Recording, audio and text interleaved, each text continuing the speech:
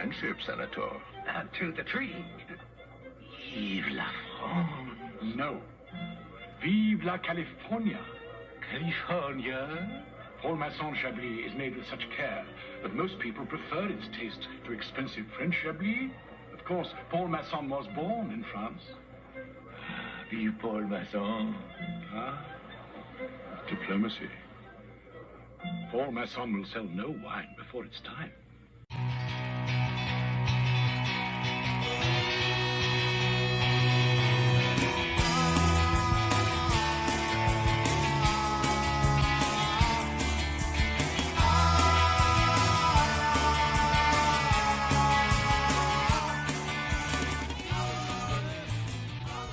Welcome to the Music Relish Show with Perry, Lou, and Mark.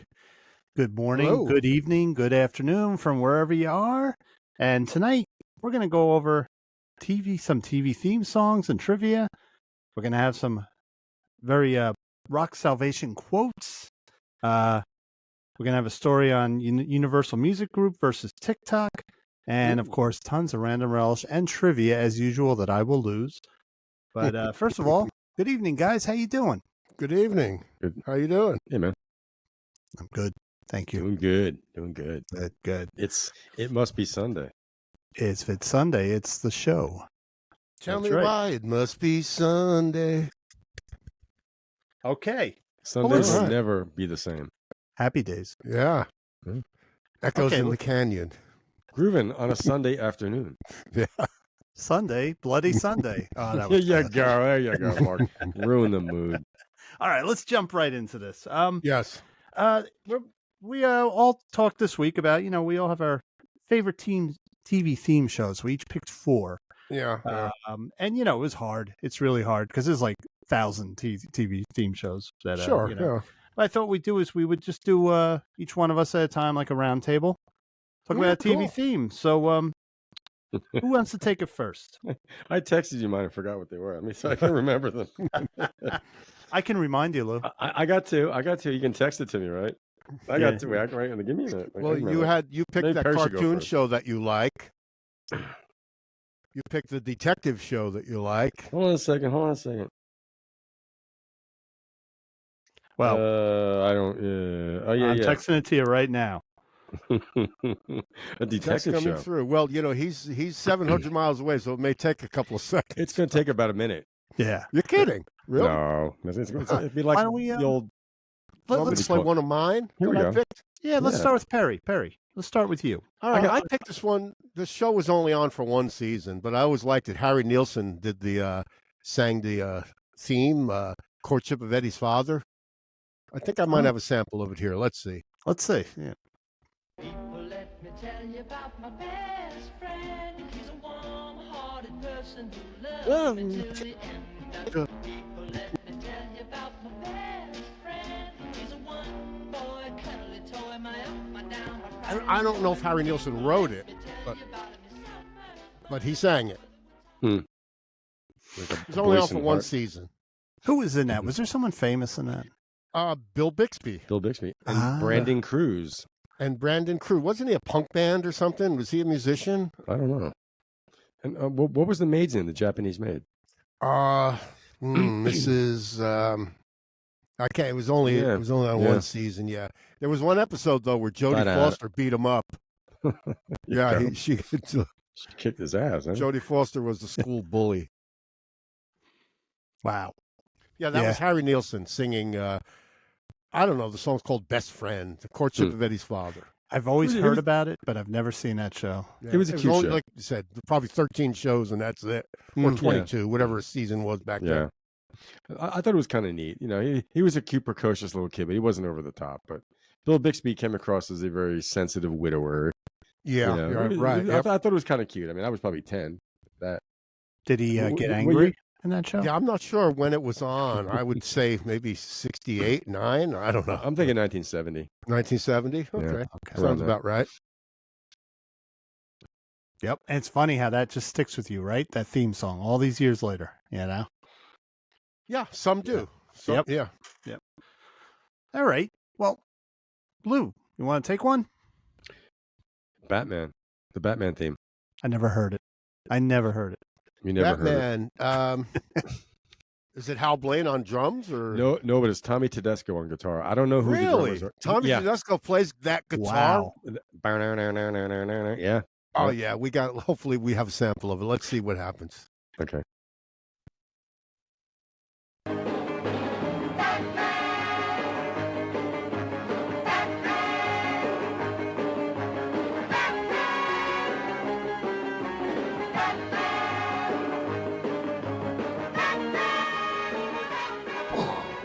Is he playing a 12 string? Bam, bam.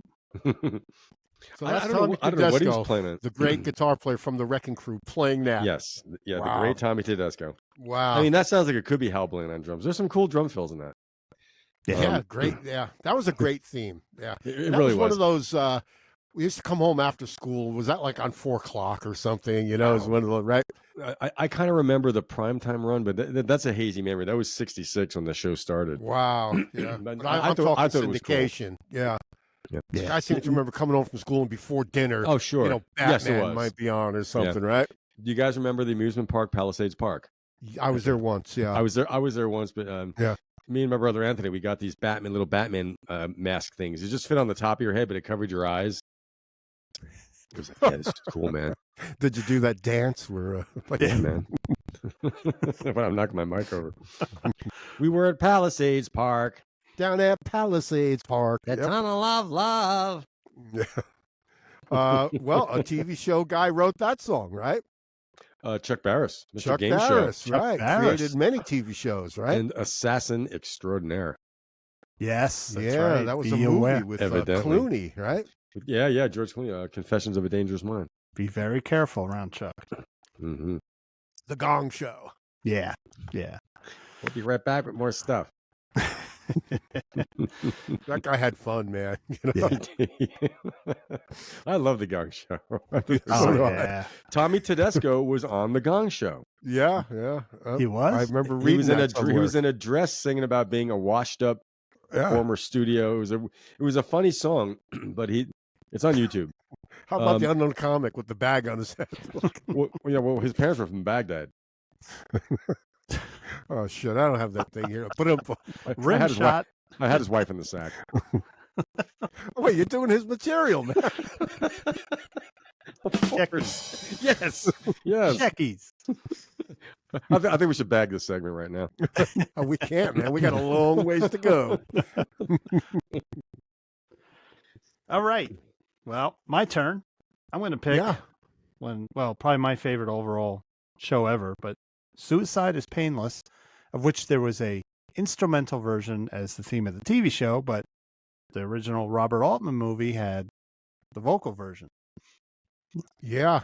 Because suicide is painless. Yeah. Do you know who did that one? Well, I got a little fun fact about it, but if you want to play it first, or you want me to tell you, Well, it's up to you. You want me All to right. play it and then we'll talk? Yeah. Okay, Yeah, let's Are see we what going happens. to hear the movie or the TV version? Oh, well, we're talking TV shows, so I Yeah. think it's going to be the TV, TV show. the Yeah. instrumental. Yeah. Let's see. Oh yeah, Remember that? Yeah. choppers.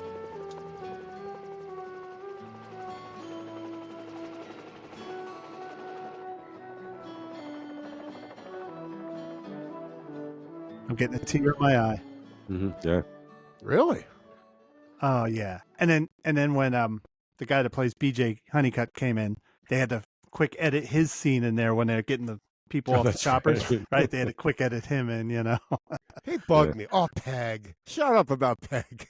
Every time he was in a scene, he was stealing it from Hawkeye, and it was like, get the hell out of here. Good for All him. right, he Yeah, was. good He was for him. no. That's he why was no Trapper John. No. Yeah. He was Trapper good. John. Wayne Rogers left because there was not enough room for him Yeah. and Alan Alda. It became all about, Alan Alda became like Fonzie on that show, didn't he? Yeah. Well, he was Yeah. Groucho. He was doing Groucho Marx. Yeah, bits. yeah, he was. Yeah. And he directed the final movie. It was his Mhm. show, in my Yeah. opinion. And, And, it became a show, yeah. yeah. Anyway, the song though that was originally in the movie, and it was written by Ken Primus. Now, the director Robert Altman, he had two stipulations for the composer. I'm sorry, the composer was Yeah. Johnny Mandel. Johnny Mandel. I remember seeing it that took- name. Yeah. Yeah, and it was for a scene, the Last Supper scene. That I don't remember that part of the movie. I haven't really watched it, but He said that it had to be called Suicide's Painless, and it had to have the stupidest lyrics ever written. Hmm. So Johnny Really? Mercer couldn't come up with stupid lyrics. Johnny Mandel. Johnny Mandel, sorry. He couldn't come Another up with great stupid composer. lyrics. Yeah. So Robert Altman gave the task to his 15-year-old son Michael, who wrote the lyrics in 5 minutes, You're and kidding. he's making money to this Yeah. day from that song.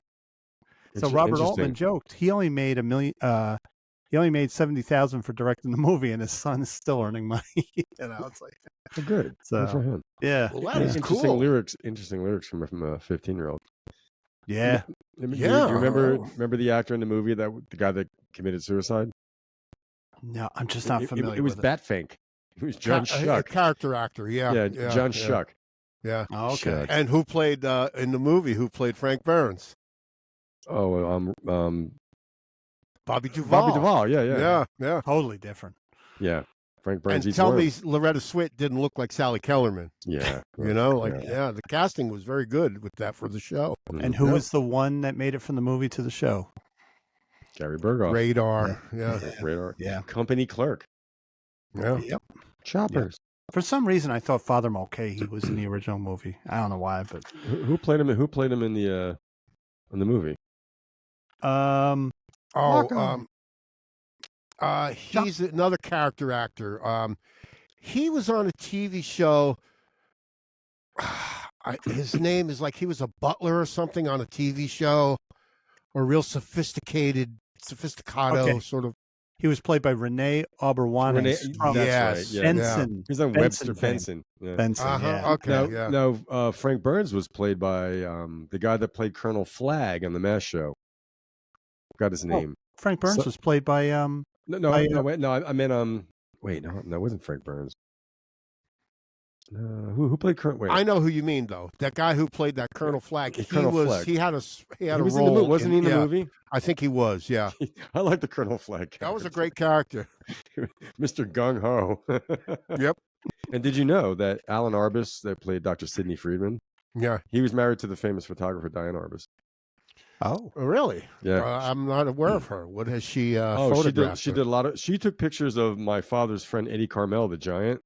It made like Life magazine. Wow. She ended her own life as well. She's suffered through depression a lot. A lot of early 50s, 60s stuff, some pretty groundbreaking photography. Cool. If you look up her stuff, she did a lot of freaky stuff. A lot of Cool. Well, life's if you look up the MASH theme from the movie, they have a trigger warning yeah. about Yeah. suicide and Pretty about heavy this stuff. could When I was a Yeah. teenager, my dad would say to me, "Don't take the lyrics literally," because I was a little too much into that dark stuff. I was also seeing a therapist at the Yeah. time, and you would say, "Don't and listen YouTube to might it." not allow you to say that Yeah. the S word. Like you don't know. Yeah, and in Yep. context, we all know how it meant in context with the show and the movie. But yeah, it's true. Yeah. You know. Yeah. But You then rem- again, you- back in the 70s, I was told there was a big anti-suicide thing when I was in school, and they were saying like, "Don't listen to That'll Be the Day When I Die." They were making a big deal about it. It's always been a case with these kind of lyrics, you How know. about the Lord's Prayer? Don't go to sleep, kids. Yeah, And should I die before I wake? I'm not going to bed. yeah. That scared me. But then, Lewis, why are you up at 3 a.m.? What do you think? I'm scared. Anyway, all right. Go ahead. Yeah. No, you go ahead. Oh, do you have any more facts about that? The TV version? All I'll say is you just remembered something. When I was growing up, I didn't like the last few seasons of MASH. I didn't like Winchester, and I didn't like any episode with Sidney Freeman because Yeah. for my young mind, it was boring. When I grew up, those are the episodes I really dug it. And the Yeah. episode where Hawkeye they all have their dreams. That scared me as a kid. Remember Hawkeye's in the water with all the arms around him and everything? No, Yeah. no. That's- I He remember that one. started directing a lot of the episodes, and Yeah. it was like they jumped the shark. I think they should have. Yes and no. I mean, the dream episode, if you haven't seen it, Winchester dreams that he's trying to operate and he's full of blood and he can't save somebody. It's gruesome. It's dark. Yeah, it's yeah. really, It was How very about creative. How about creative. Klinger? What was Klinger's dream? I don't remember if he was in it, but I know when Could there be a Hawkeye Klinger? when Hawkeye went to operate, he had no arms. He went to like operate on a patient and he looks down, Mm. it's just the sleeves. That freaked me Jesus. out as a kid, you Yeah. know. But that's what Weird. dreams are, Yeah. man. You have Well, some that's like a freaky dreams. nightmare episode. Yeah. Yeah. Yeah. Yeah. Yep. Do you know who played bass on the TV version?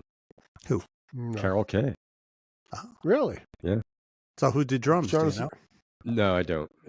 Hmm. Hopefully it's Hal Blaine. Hal Blaine's the drummer on the Three's Company thing.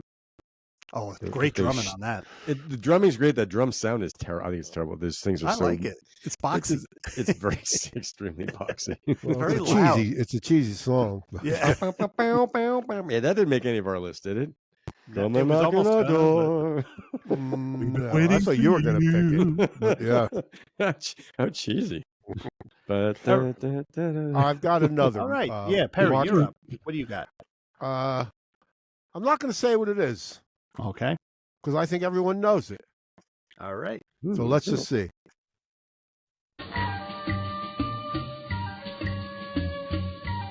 Mission Improbable. It's that Tom Cruise movie. A little line going across. That was Martin that was a Landau. great show. That was a great show. Barbara Bain. Well, you know who her husband was? Martin Landau. Yes, Martin Landau. Yeah, and they were in. They had a show. It might have been on the BBC or an English ITV. Space 1999 or one of those kind of shows, right? Let me tell you something. I found it on Prime and I watched it. It didn't hold up well. It's not the show I remember. Right, yeah. I bet. But I always kind of liked that show, and that was like that was on at night. Mission Impossible. Yeah. I remember whatever night it was, 8 o'clock. It was probably that might have been at 9 o'clock or more. Yeah, a little maybe later. Yeah. 10 o'clock. Maybe there was. He was on at 10. It was like, and what I liked about it was when the show started, while you saw that little dynamite thing burning, you'd see scenes from the show that you were going to see that night. So you got a little preview. That was kind of unique for the time. Yeah. I like how they incorporated that into Once Upon a Time in Hollywood. Yeah. Yep. DiCaprio, he's in an episode of Mission Impossible with Norman Oh, Fell. yeah. Great show. And that holds up to I this don't know day. who the musicians were on that, but it was good. Good Oh, theme. Yeah. I You know love the who bongos. There's a lot of bongos in 60s themes. It reminds me of Layla Schifrin, the guy that did all the Clint Eastwood movies. I wonder if it was him. Because that's something that he would have written like that. Yeah. Who knows? Whole theme. Oh, you mean you're researching it right now? Yeah. Because it does sound, it sounds a IT guy. lot. Yep, I'm right. Layla Schifrin. Oh, cool, Yep, he man. wrote it. Wow. Cool. Yeah, he did all those jazzy things in the Dirty Harry movies and even the intense music. He's a really good film composer. Cool. Did he write the line? I gots to know. That's a pretty. That's almost an iconic line for some unknown actor laying on the ground. All right, that was a good one. That was a good one. So who's next? Lou? Yeah. Lou? Yes. Lou? Okay.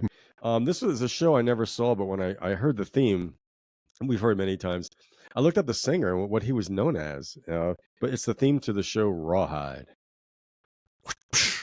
I never saw the show. I never did either. I remember Who the was credits. It? Steve McQueen was in I don't remember. I looked it up and forgot. Or was it Clint? Clint Eastwood had a show too back. No, in the it wasn't 50s. Rawhide though. Yeah? Rolling. All right, let's I like see. Patrick Stewart's version the best though, from Patrick I Stewart's saw Cowboy that. Classics. I saw that. Keep rolling, though the streams are swollen. Keep them doggies rolling, rawhide. Through rain and wind and Who's that? Johnny Ray? Frankie Lane. Frankie Lane. That's what I meant. Johnny Ray is always crying. Hey guys. Some of these songs were like charted on the radio too. Oh yeah. Yeah. He was a big star. He's someone. I mean, he was known as the guy had a really good voice. He was known as old leather lungs, like his nickname. Right. But, Mitch Miller loved him because he said he was the real deal. You know, he had looks, talent, he could do the whole thing. But the guy, you know, I don't know what other pop singles he had, but I do think that's a good vocal though. But Yeah. I love can't that say I've Cowboy ever stuff. seen that show though. Rawhide. You Never, know, it was before on my time or yeah, it was in syndication when we were kids, but I just never remember seeing it. I might know have got who it was mixed in it? up with Gunsmoke and You know who the Yeah. star was? It was Clint Eastwood. Clint Eastwood was a star. Clint right? He Eastwood was Rawhide. It was Rawhide, Eric yeah. Fleming and Clint Eastwood. John Ireland was in the show too. I know Clint Eastwood. Had 217 episodes. That's a lot. Yeah, 8 seasons. I didn't know he had that many. Well, Yeah. didn't he play a blacksmith on Gunsmoke? He was on Gunsmoke briefly, I think. Really? Clint Eastwood. I'm not I think sure. so. No, that was Burt Reynolds. I'm sorry. Burt Reynolds. Okay. Clint Eastwood's going to be 94. Wow. Yeah. He's got one more movie here coming out. Does he really? Yeah. Yeah. Quentin Directing? Tarantino's making his final movie also. Yeah. Yeah. So he says. Yeah, I don't believe him. I think he'll come back, but I think he is, guy. I think that's going to be it. You know, he studies directors and everything. 10 movies and that's it. He thinks it's going to go downhill after that. and Really? he's going to lose his edge. Yep. Wow. yeah, that's Anthony agrees with you. He agrees. Like he says, Yeah. he's quitting. I said, yeah, but he might come up with a great story. He just can't resist. We never Mhm. know. Well, So 100 years from now, people will be talking about Quentin Tarantino movies. Like, you know, he'll be like John Huston and, you know, Yeah, those They'll be guys. studied, yeah. Yeah, Well, yeah. I'm sure they already Yeah. are somewhere. Yeah. yep. Okay, I guess I'm next. You're up. I'm gonna go with one of those smooth, crisp 1980s sitcoms that I actually liked. Yeah. And I always liked the theme song because it had that smooth jazz, late 70s, early 80s sound. Family Ties. I don't I remember the love theme. that theme. Really? Who did Yeah. the theme? I don't remember it. Yeah, well, I can't wait to hear it. All right. Let's see if it plays. Hang on.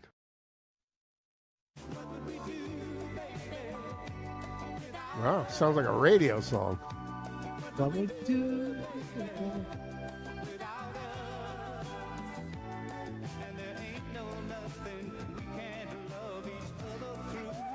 Who's that? Like James Ingram? Johnny Mathis or something. it's you got it right. It's Johnny Mathis and Denise Williams. Wow. The guitar Johnny playing. Mattress. The guitar playing. I love Johnny Mathis. The guitar playing is Lee Ritenour. Wow. Bass. Wow. Yeah. Jazz. Yeah. Bass. David Hungate from Toto, the original bass player. Drums. If they got Jeff- David Hungate from Toto, who do you think played drums? It's Jeff Porcaro? Oh yeah. No Yeah. kidding. Wow. So it's that's probably why I love that sound. I know it's schmaltzy, but there's something about that. And I love the show. I love It is Alex schmaltzy Keaton. because I hear that Fender Rhodes. You know, I Yeah. hear that that electric piano in there. That might have been a Yamaha DX7. That was the keyboard of the 80s. Yeah, maybe. And, I learned to not like that one. Do you remember the very end? It would go, sha-na-na-na. Yeah. Yes, I do remember. I don't that, think I've yeah. ever seen a whole episode of that show. I've seen like 2 episodes. Okay. I didn't like it. Yeah. Guilty pleasure. I still Yeah. watch it. Hey, we all got I it. did notice that whenever Michael Fox was talking to his sister, he was always sitting on the kitchen counter because he was shorter than her. Sure, So they didn't want to. They had They didn't it, want- it represented that time where it really was in the early 80s. You had the older hippies and liberal Yeah. leaning, and then you had the young conservatives because it was the Reagan era. So Alex represented the new, conservatism, make money. That's all. And Yeah, his parents yeah, were old yeah. hippies in the the opening 80s. shots. Yeah. Yeah. The me decade. Mhm. Yeah, and it was great, but Alex would usually apologize more than anything because he never could Well, make the money. He became a big star, Michael J. Fox, and also Oh yeah, the guy who played the father was in those movies with the big worm. He had the guns. Tremors. He had He all the was guns. in the Tremors series. It was Yeah. Michael Gross. Yeah, Michael Gross. Yeah. and then the wife was Meredith Baxter Burney, who was also in another big show, Family. Remember that show on ABC? She was in Oh, that. Oh, Michael Gross, whose sister was on Saturday Night Live. really? Yeah. Amy Gross or Ann Gross or something Oh, like okay. that. Or Yeah, and there were a lot of guest stars: Corey Feldman, Tom Hanks, Christina Applegate, Crispin Glover. Julie Louis-Dreyfus was even in an episode. wow. so- Yeah. Wow. yeah, and I still see it when it's on. So go Cool. pick on me for that. Cool. Family ties. Yeah. Family What do we do, baby? Sha-la-la-la. Okay, Perry, you're next. Oh, I'm up. Me, All right, let me find- I'm let me- as helpless. Let me look something up. Okay, here. Let's see. Where am I? Okay, this one. Sonny Curtis wrote this theme for the Mary Tyler Moore Show. It's called "Love Is All Around." A lot of people know Sonny Curtis. He wrote. Oh yeah. He wrote "I Fought the Law" and the Oh, really? Law Won, and he was in the Crickets after okay, yeah. after that's Buddy right. Holly Mhm. died in the the day the music died. And they were the Crickets. They were just the Crickets, and Sonny Curtis became a Cricket. Yeah. Then they became the Crotch Crickets. Crickets. Well, let's see if this plays. Hold on.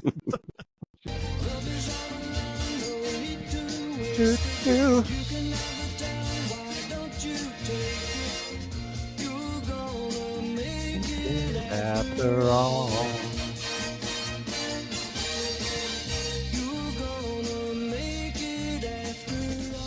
Do, do, do, do.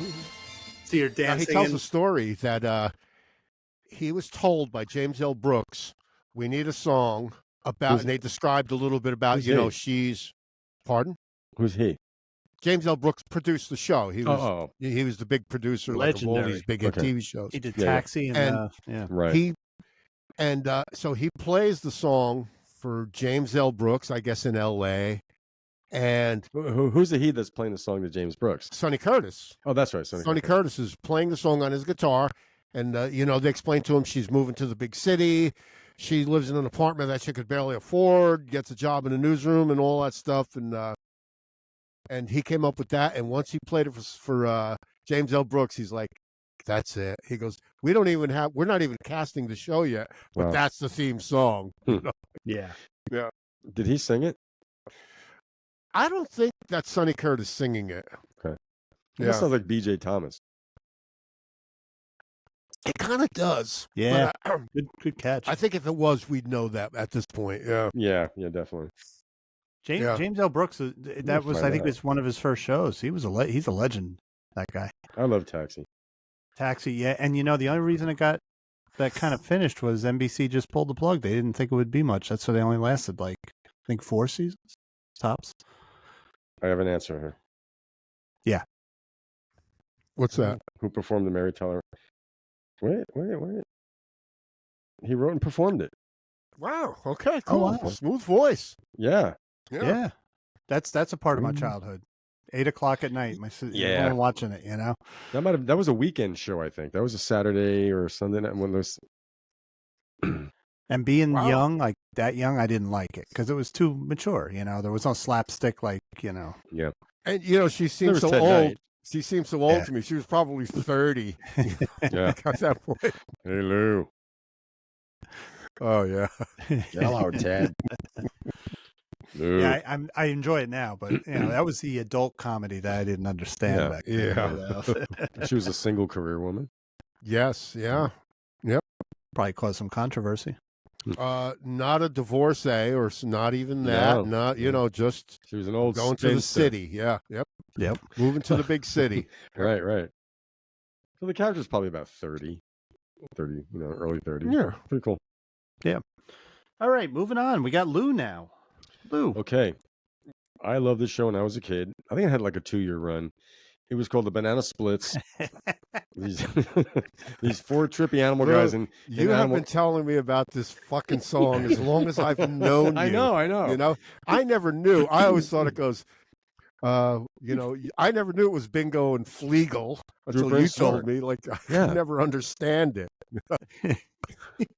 There was 2 dogs, some kind of looked like a gorilla, and this elephant Snorky thing that played the drums.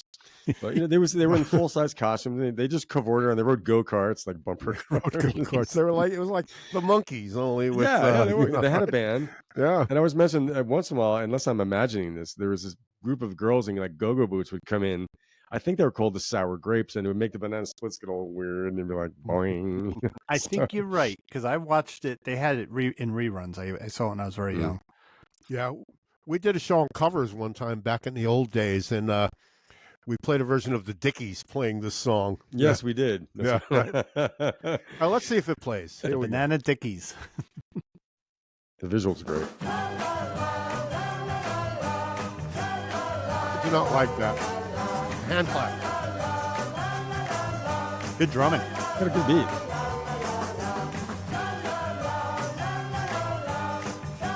Almost sounds English. But it went 1 banana, 2 banana, 3 banana, 4. What does it say after that? I think it's 4 bananas make a bunch, and so do many more. See, I never knew what they said. I used to go to myself, 4 bananas doesn't make a soda anymore. Like, I never knew what they were saying. Well, the other ones got a shitty television.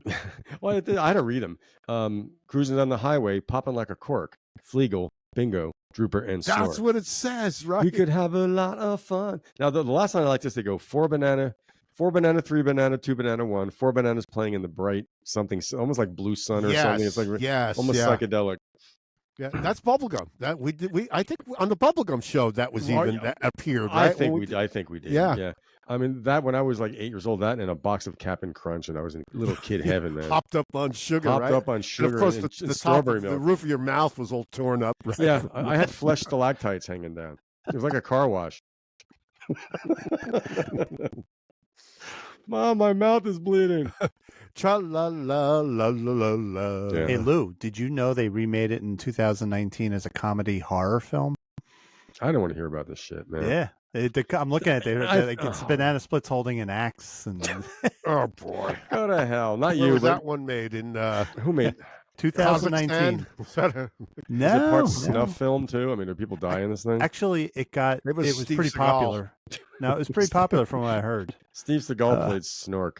Little Stevie Seagal. You Eh, ever see him play guitar, Steve Seagal? oh It's God, No. actually quite funny. it No. is. He knows two It is. notes. Yeah, yeah. He doesn't play chords. I don't know, man. Did you ever see him do karate where it's like people? He just puts his arms out. People start flipping over over the top. Yeah. Where are you? He You're a lives in- dojo. He lives in Russia now. You can stay there. Yeah, I don't think he can come back to the U.S. And Oh, if he really? holds an, if he Yeah, holds- well, the infamous casting couch. Oh, You know, I was uh, just for yeah. being an asshole. No, I think he's kind of Oh. on like on a Roman Polanski sort of thing. Yeah, Okay. I bet there's monkeys involved. yeah, and of course they produce his movies. His movies are bad. You know, the Oh, movies he makes definitely. now. yeah, Yeah, direct to video. Oh, he started doing that years ago. Direct to video. yeah. And he's big, Yeah. big. Hmm. Anyway, all right. Anywho, Okay, so I'm next. you're up. Yeah, I'm gonna go with another one of my favorite shows. If I pick a theme song, it's because it is one of my favorite TV shows. I'm a big Northern Exposure guy. Just been binging it again on Prime, and Really? going with that. Very unique. Not many theme songs have a bongo, a harmonica, and an accordion. It's a great little quirky little sound. I remember seeing the show. It was an oddball show. They're living Very up in oddball. Alaska or something, right?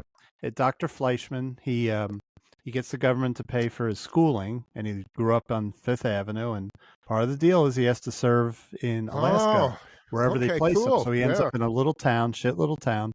It with takes a him moose walking down the street, Yeah. right? living in a house with mice and everything. And I loved it because I like remote stuff. And it was actually filmed in Washington State, though. They I have can that whole relate. town set up Cool. the same way. But anyway, I bet and it snakes also get in the starred. house here. Not here. Yeah. But It also starred the guy that did At the Corner of Happy and Healthy. What was his name? The guy that was in My Big Fat Greek Wedding. Oh, I can't remember his name. He Don't played the know. DJ in the show at the local radio station. Good characters. Ed. Love it. So anyway, play it. All right, let's see what happens.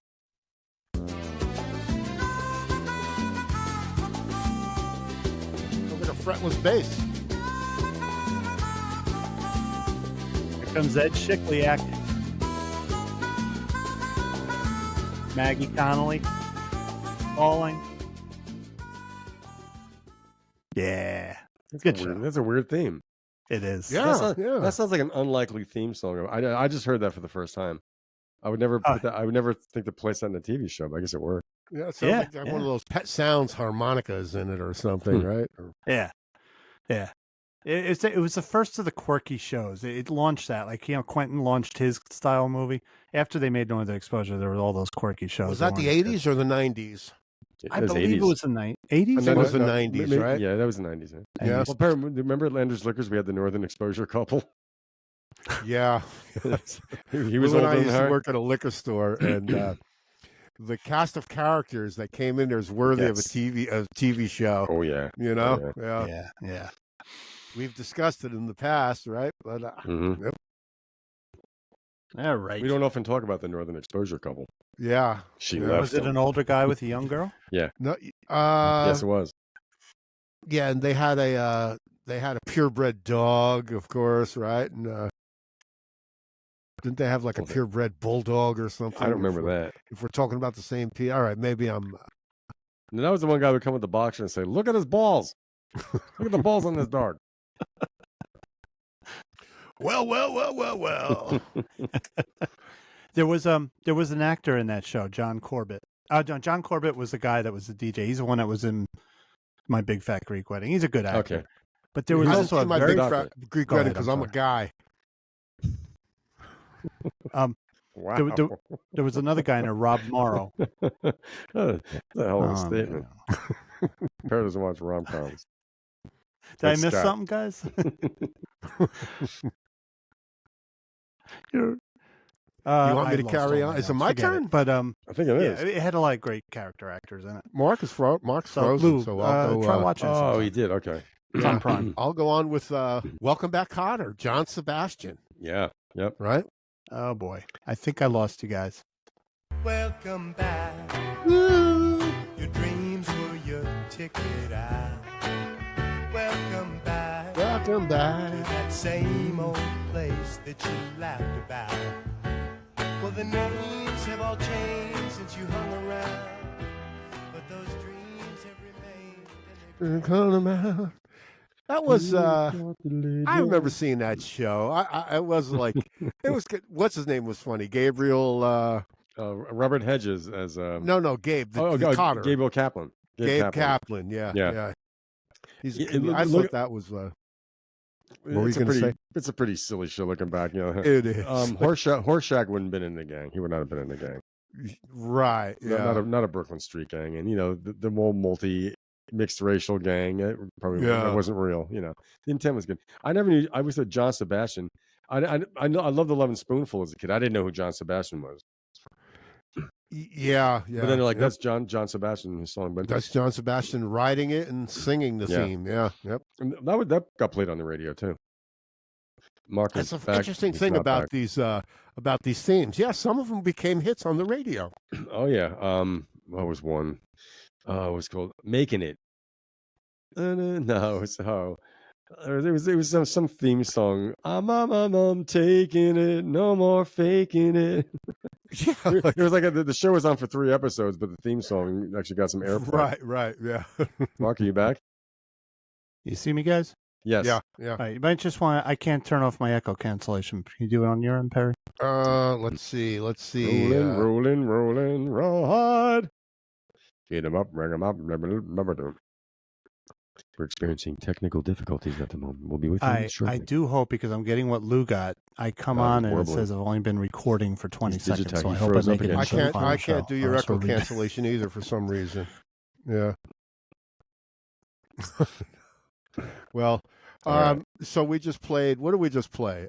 We just played "Welcome Back, Cotter." We played "Welcome Back, Mr. Cotter."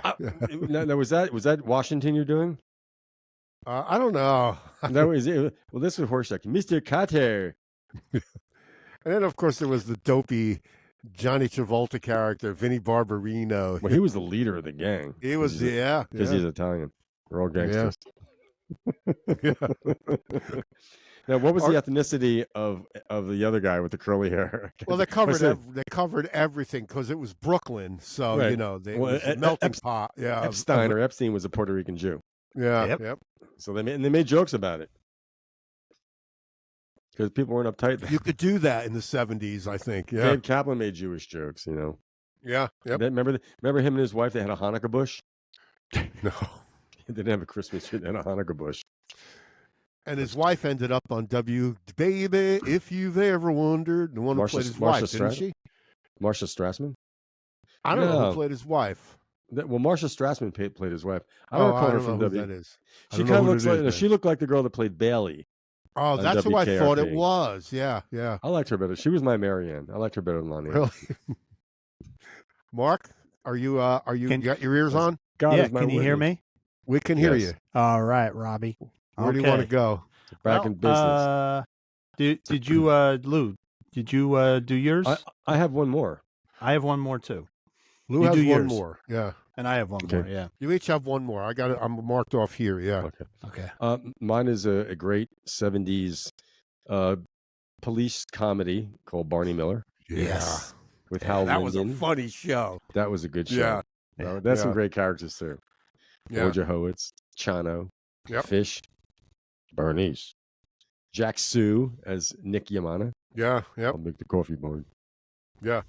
Yep. I like when Wojo, they confiscated a bazooka. They unloaded it. Wojo walks into the office. He points at Barney. Goes, "About that raise, Barney." Yeah. It had a great theme song. I don't know who played the bass on this thing, but this theme song is all about the bass in the beginning. Really? Yep. Let's give it. Let's see what happens. You know what Hal Linden's real name is? Yes.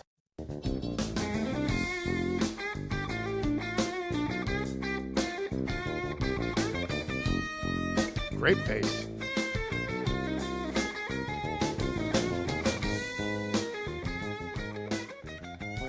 Wow, who was playing bass on that, man? Well, each season had a different. They had the same theme, but it was played differently. The beginning, Really? the beginning is a bass interest. That bass line is the beginning. Boom, boom, boom. Yes. Yeah. So And then it Hal kicks in the Linden's groove. real name is. Hal Lipschitz. Because if Hal your lips Lipschitz. shit, then my ass whistles. We heard. I set you up for that one, man. You did. It's like- You did. I didn't I want to. handed that to you. You did. I I think handed that it was to such you. a softball. That was a on the ground lob. All right. I think Thank you. Mark's looking something up. Yeah, I was just looking at who played on it.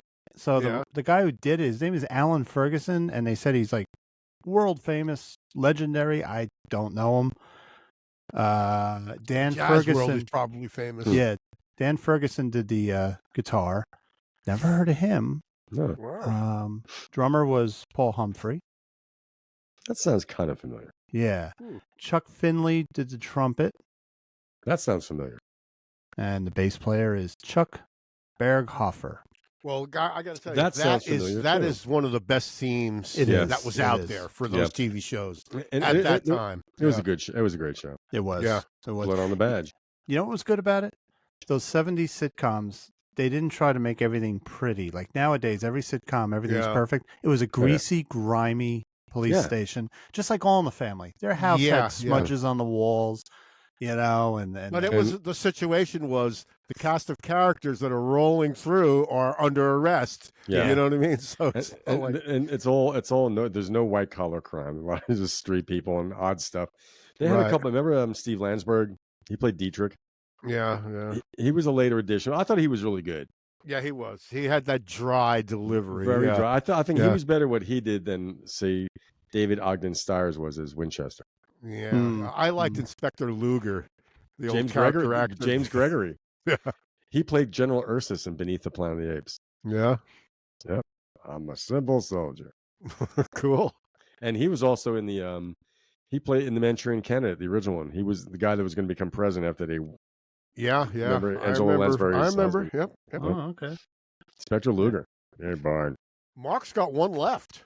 Another one of my favorite series, Cheers. Really? The great hawker of Meisterbrow beer, Norm. That's right. Mr. Beer. That's what he drank, Meisterbrow. No, he no, did he commercials. did. He did Meisterbrow commercials for years. Oh, Yeah. if there's Oh. a bad beer, it's that. Amongst many like that. Yeah. Well, that cast, they reunite every now and again. They go on they'll go on a talk show like the cast, but of course, Woody Harrelson became a huge star. Yeah. Ted Yeah. Danson became a huge star Mm-hmm. even after that, right? Yeah. With Curb Your Enthusiasm. And Ted Danson was in that, He had his own show on CBS. what was that movie? Was it like, A Fine it was a Mess. The one about the No. horse racing with no, Richard they Mulligan? made a Oh. movie. It was Steve Spielberg kind of directed Private it. Ryan. Twilight Zone, the movie. He did a segment on that. Remember? Well, Did he? he got buried into the sand up to his neck. Yes. No, that was Tales from the Crypt. Tales from the Crypt. That was Tales from the Crypt. Yeah. But and then the tide rolled in and he would drown, of course, right? Yeah. He was also in Perry. Lou's right. He was in Saving Private Ryan. He had a very small role. Really? It was yeah. But he had his own show on CBS for a long time. Never saw it, and everyone said it was really good. He played a grumpy guy, didn't he? It was Yeah, like, yeah. Oh, he had a TV show where he was a doctor, Dr. Becker. That's it. Becker. Yeah. Yeah. Because I saw it listed on Netflix or Amazon Prime, one of those. Yeah. Hey, did we play it by the No, way? you didn't. Oh, wow. Hold on. Sometimes you wanna go where everybody knows your name, Bow, bow, bow, and they're always glad you came. bow, bow, bow. You wanna be where you can see the troubles all around. Great chord progression. One day, Tom Spallone came Yeah. over my house and played that on acoustic in its entirety. And I'm looking at his hands. I'm like, that is a great chord progression. Wow. Wow, the MIA, Tom Spallone, right? Yeah, he might Yeah. be back. He's setting up. He's getting things together. Well, we played all of the themes that we had chosen, Yeah. but there's some trivia if you want to do like a TV show trivia theme. Sure. Oh, you do, huh? Oh, yeah. Oh, yeah. Okay. I like trivia. Me too. All right. Me And too. you know, like eh? I said, Trivia fun. Trivia good. all right. Here's the first one. Let's see if anyone can guess We're what guessing this what show this is from.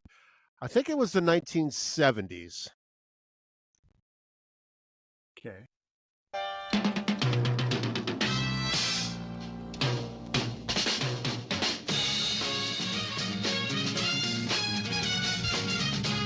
It's a great show.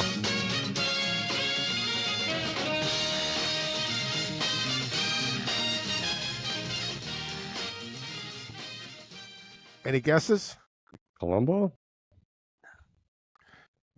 The Bob Newhart show, where he was in Chicago. He was the psychologist. He was a doctor, yeah. Dr. Robert Hartley. Yeah, The Bob Newhart show, yeah. that was a funny show. That was a that good was show. a That was funny great. show. Yeah, well, I'd love to have that apartment too. And that it looks like the apartment that they show in there. The complexes are on the cover of Yankee Hotel Foxtrot by Wilco. Yeah, yeah. You know, right there. Yeah, that was a great show. That Yeah. was. That was a tough one, actually. Yeah.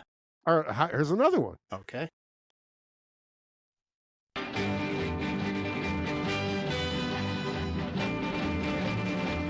Rawhide. Great show.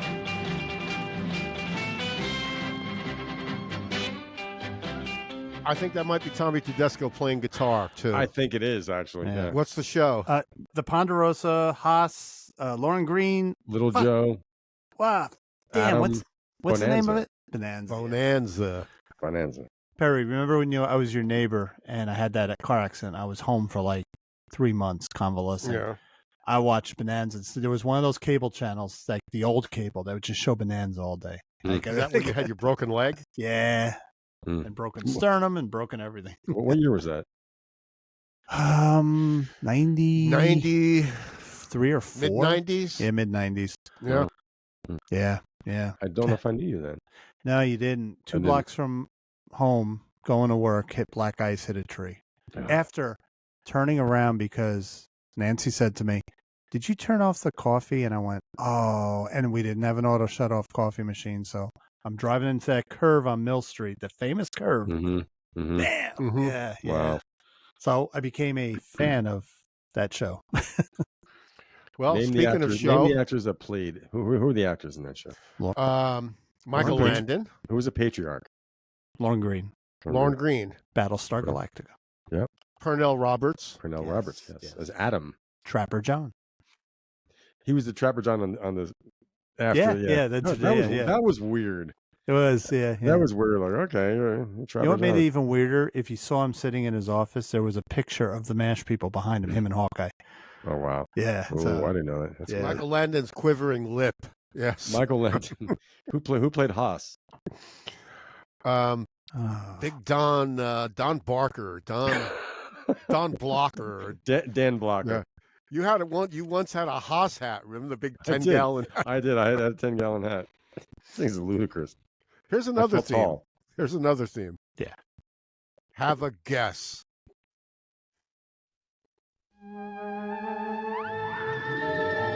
You are about.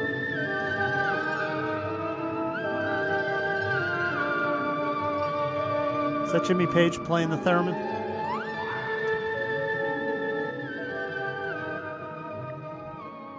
Any guesses on that one, Dark Shadows. Mark? I was gonna. Yeah, Dark Shadow. It's Dark Shadows. Yeah. Barnabas Collins. How yeah. creepy. How creepy. I don't think I was allowed to watch that as a kid. I wasn't. It was considered too dark. I was Yeah, forbidden. I think my mom used to watch it. My Yeah. sisters used to watch it. It was something Yeah. about I remember just trying to get a glimpse of Barnabas Collins. It was set up like a soap opera. Yeah. Yeah, Yeah. it was actually. Yeah. Yeah. Yeah. All right. How about this one? Okay.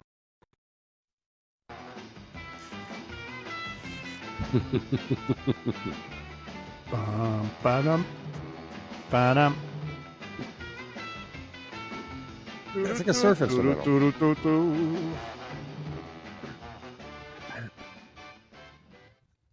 Really? Well, Lou, your What is turn to that? guess it. The Munsters. Oh, the Munsters. Yeah. That That could was be- that was a gimme. That was a gimme, right? yeah. That's But a good it- theme it- song. Know that, right? it- I like it because it's almost like surf. It's It almost is, like yeah. a surf song, right? Yeah. That could be Tommy Tedesco. I Yeah, used to it play a could little be, bit. A File of Cinema used to do that as a musical interlude between things. Cool. We play a few little bars of the Munsters theme. Here's a show I never really watched, but you guys might recognize the theme.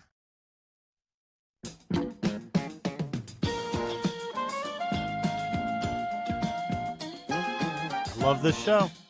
The great Harry Anderson. That's right. Yeah.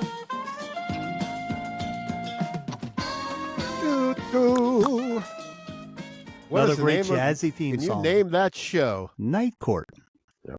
Night Court. It is Night Court. Absolutely. Great Tribute show. to the late Richard Mall. Yes. Yes. Who was he? The bailiff? He played Bull, the bailiff. Yeah.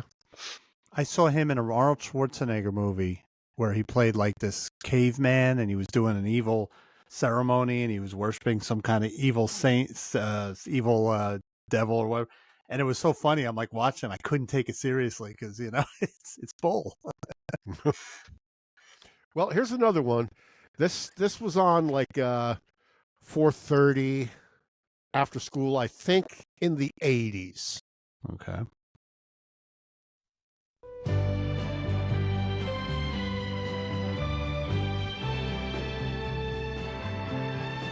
That's the 70s. Sounds like the late 60s. Little House on the Prairie.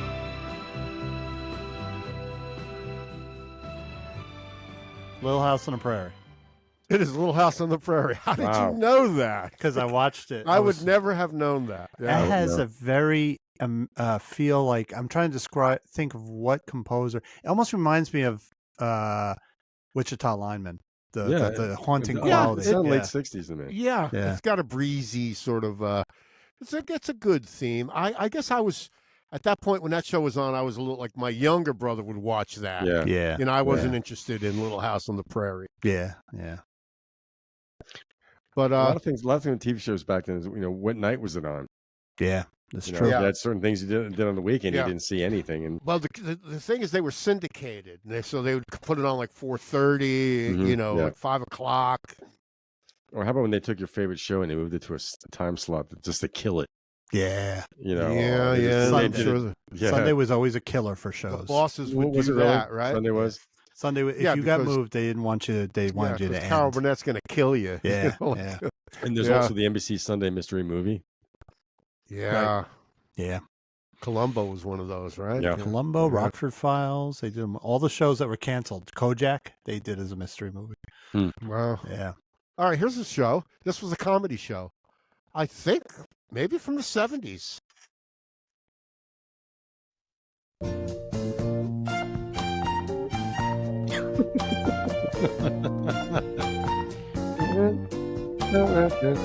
Lou seems like he knows it. I do. So,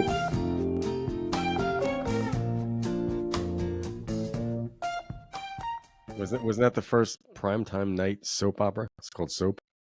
That show was called Soap. That's Okay. the soap theme. Yeah. Yeah. That was Kind a of pretty. corny, right? It was that was an edgy show in a lot That of was ways. a That- risque show. Billy Yeah. That Crystal and- played a gay man. Yeah, that and Three's Company were the first two shows that have like a warning, parental guidance warning. I wasn't Yeah. allowed to watch You're Three's Company kidding. or that Really? show. Really? My father said off limits to Three's Company, not Wow. allowed. Yeah. Well, Three's Company, that might have been the first one that they called Jiggle Television. Because Susan Summers would always come out sideways and, do that. Oh, hi, Yeah. Jack, Well, we got another one. Hey, This one's it's going to be true. tough. I don't think you guys are going to ever get this one. Let's see what happens. Yes. Yes. I don't know. I want that apartment. Yeah, me too. asking that he never returned. With nowhere left to go, he attended at the home of his childhood friend Oscar Madison, whose wife had earlier asked him to move out, asking that he never returned. Can two divorced men share an apartment without driving each other crazy? And Felix Madison Or gets father beat. and son, for that matter. And Felix gets beat up by Girl Scouts on every start of every episode. Was All that right. the last one? No, we've got 1, 2, 3, 4 left. Before you do, can I do one thing? Yeah. Somebody wants to say hello. Is it? Is it really? Is it L3? I hope it is. Let's see. Making my annual visit. What's going on? Yes. Hey, L3, Hey. how you doing? I'm good. How are y'all doing? Doing Good. great. Good to see you. It's good to see you too. You look good, kid. Thank you. Thank you. How's the music going? You still playing drums and Of course. and guitar? Anything else? Like you writing Um, songs? No, none of that. I was learning bass for a little bit. I haven't played that for some time, but I want to get back into it. Cool. Yeah, well, Just I mean, drums, you can mostly. you can learn to play bass. You can learn to play guitar, just like your dad. You know, it's if he can do it, you can do it. Might take me some time. Yeah, but it does. But How long did it take can you to learn guitar? It took a while. Do you know like Yep. how many years it might have took? Or Well, it's an ongoing thing, but once I got comfortable with it a couple months, if you just practice enough. what y'all been Yeah. listening to? well, we're listening to TV show themes, but most of these shows you weren't around when I bet. most of these shows were Hey, on. But, The funny thing is, there was a few that I wasn't around for too. So Wow. but really? you know, you have Netflix, you have all that stuff, right? It's the streaming Yeah. services. Yeah. Yeah. any oh, Hmm? you going? Yeah, they're talking TV themes. Sorry, what were you saying? Any drummers that you really like as far as Ooh. drumming? Yes, Stuart Copeland. Ah, good. Yeah. Yep. Very underrated in my opinion. John Densmore Mm. of The Doors. The Doors. That's right. Yep. Ginger Baker, Keith Moon. Good. Dave Grohl Mm-hmm. from Nirvana. Yep. John Yeah. Bonham, of course, and Neil Peart. Peart. Peart? There Peart, you go. Neil Peart. It's Neil Peart. I think I'm Lou, pretty sure it's Peart. it's Neil Peart. Don't Peart. listen to your dad. No, It's my Neil dad's Peart. telling me it's Peart. It's Yeah, Peart. listen to your Uncle Don't Mark. listen It's I'm gonna Peart. listen to It's what he Peart. tells Listen to your Uncle Perry. It's Peart. Peart. I don't It's know. Peart. Peart. He's up there for me. Oh yeah. Yeah. No, good. Keep playing those drums, man. You know, Oh yeah, for sure. you play your dad's drums, the electronic drums here. Not much. I You have got drums my at own. home. You have a I drum got my set own at home. set. Yeah, Oh, cool. An Electric. acoustic set or electronic set? electric. Cool. What brand? I would love an acoustic set, but Yeah, but it'd be kind of loud. yeah, I feel like some noise complaints here and there. Cool. Oh, did you had a band at one point, right? Your dad told me you were in a band. For a little bit. That was a few years ago. We were called like Highway 25 or something like that. And We did you had write your own one- songs? Our main singer Ewan did. I didn't write any songs, but he wrote his own music, and we had one gig at this brewery in Mars Hill. Mm-hmm. Quite a few people showed up. I think I got like $100 that night. Cool. Damn. All right. I haven't been able to do yeah. that since. Yeah, yes, I did. It was a lot of freestyling too, but it was fun. It was fun. Yeah. I well, want to do that again. do it and write some songs, Lou. Write some songs. I don't know if that's my strong suit. Don't worry. I you just- can do it. I hit Yeah. things with sticks. That's kind of what I do. I don't know if I'm a songwriter. You can do it. You're a songwriter. Neil You wanna Peart get back wrote a on? lot of songs. I'm gonna head out now. It was good talking to y'all. Good talking. Same to you. here, Lou. Expect more visits from me. Maybe I can get in on some of the conversations.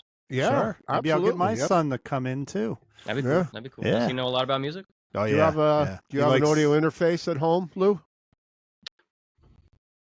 I don't think so. No, Okay. it doesn't sound familiar to me. I don't think I know what that is. All But right. It's a little box that the microphone is plugged into right now. I do not have that. Yeah. Okay. All right, you wanna come back on? All right. All Thanks, right. guys. Good Good seeing to you. see you, Lou. Good to see you too. I'll be back. I'll be back again. Okay. Someday. Boy, that's not fair. Lou gets to go to the bathroom and has his son film. I gotta get Anthony up here. Yeah. Really. Well, that's all right. I'll put a picture up while you're, like. Let's see. Where did we leave off? We left off at. Oh, you were gonna play a couple more music TV theme Yeah, trivia. yeah. Who the Yeah. hell was that? Good-looking kid. You just morphed into your young self. He Yeah, looks really. so much like you, man. Yeah. He is. You're his. He spoke to his Uncle Anthony last night. And Anthony Well, thought it was me. we hit an hour already, man. Let's get these last couple out of the way. All right? Sure. All right, let's see. indulging him. Man, This is It's awesome. this is a show from He's a good I kid. think the 70s. Let's see.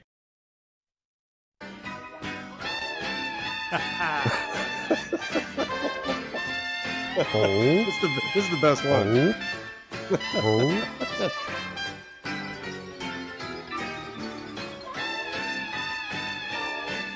Hey, Raj. What show is that?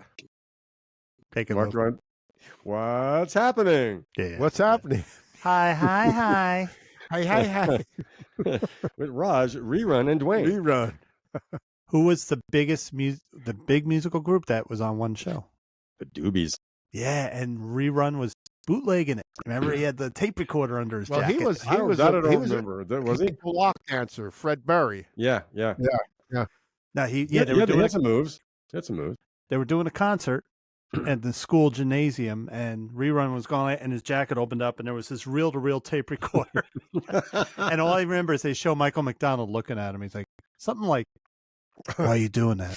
Or He's something. bootlegging the show. Yeah, he said, these guys Give me the said if I didn't, reel tape. I'd record it or they were going to hurt me. Wow. All right, there's 3 more left. Let's see I think if anybody. Skunk Go Baxter ahead. would have roughed him up if anybody would. Yes. He would he would do a missile strike on his house. He wouldn't get up off the stool.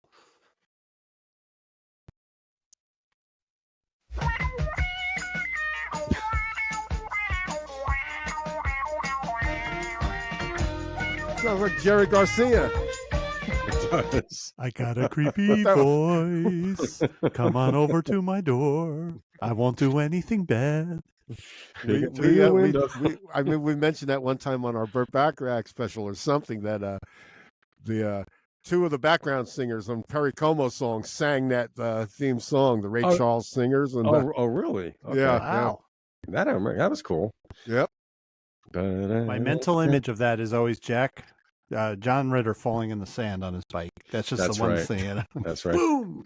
What was the name? What was the name of the pub they hung out at all the time? Regal Beagle. Yeah. All right, how about this one? Remember Norman Fell making fun of him because he was gay? He's supposed to be gay. Well, they he assumed he did, was. he It did was- little Tinkerbell. It was kind of that. It's the only way you could live with him. Well, Oh, that, guy's been in really? that character actor's been in a lot of movies. Norman Norman Fell. Fell. Yeah. Well, he was in Once Upon a Time in Hollywood. Yeah. Yep. he was in the episode of Mission yeah. Impossible.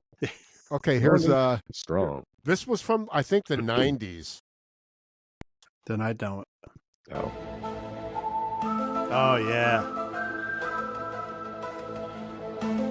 Another one of my favorite shows.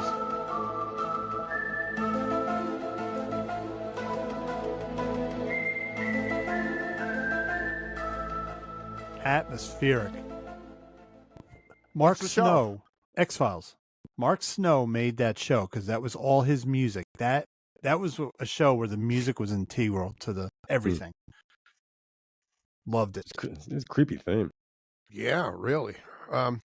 One left. Let's see what it is.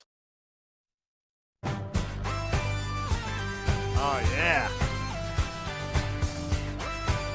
Angel.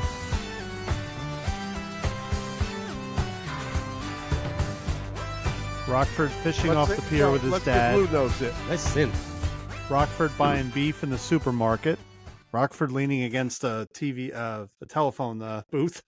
That's Jimmy Rockford. Yeah, the Jimmy Rockford Garner. Files, He lived in a trailer. How come no one made fun of him? right? Because it was on a beach in California, Lou. Uh-oh. This is Jim Rockford. At the tone, leave your name and message. I'll get back to you. You are full of bullshit, my friend. I will sue you for everything you have. I will sue your ass. I heard they had a lot of famous actors doing those. Is that Paul those Anka? intros. Maybe. Well, you guys scored high on those Yeah, we TV did show pretty good. themed things, right? Yeah, I think my 1 or 2 we didn't get. Bob Newhart. Bob Newhart, yeah. Bob I knew Newhart, the theme. yeah. I had heard it before. I just couldn't place it. Like, Yeah. yeah, I would have got that in a million years. Well, that was a good segment. that was was good. fun. That was It was good. fun. Yeah, let's move on. Lou, you want to talk about something about rock and roll and salvation. Wow. The healing power of pop. There you go. Rock the and healing roll. power of pop. The healing power of pop. The healing power of music. Just rock and roll. Just nothing too elaborate, but just what it meant initially. It was it was a music of rebellion. It was dirty. It was as Frank Sinatra said, it was vulgar. Wow. But along the way, there's been some great quotes about rock and roll from musicians, other people, just things about the music and why they did it. I mean, I know why I got into it. It was identity, and just wanting to, who didn't want to be in a band? I mean, and playing music with people. I'm grateful I get to do it every week, and that kind of and it's just what it helped. It helped me get rid of a lot of energy that would have gone into other things. Yeah. But so from the Rolling Stones Encyclopedia of Rock and Roll, I got a nice little quote here, a little passage. I'll read it real quick. The music cannot simply die. A rewarding enterprise, it continues to attract artists and frauds, magicians and maniacs, the talented, the greedy, and the just plain bored. For many musicians, it remains a source of energy, and I don't know what this word means. I meant to look it up. Fecund, Fecund, cliches. Generations still grow up on the big beat and its songs of perfect love and broken hearts. A monument to reckless desires, it has dated our lives and given us heroes. An escape alive with imagination and feeling, it is America's most durable export, with the possible exception of comic books, Coca-Cola, and the Army. So it is, it's so uniquely American. That's a great quote. It is, there's a whole page of it, but I figured that should do it. We all know how the origins of rock and roll. It all started with slaves coming over to Africa. Their rhythms, it came, came jazz and blues, bebop, and the Delta blues. So all that stuff, country music became rock and roll.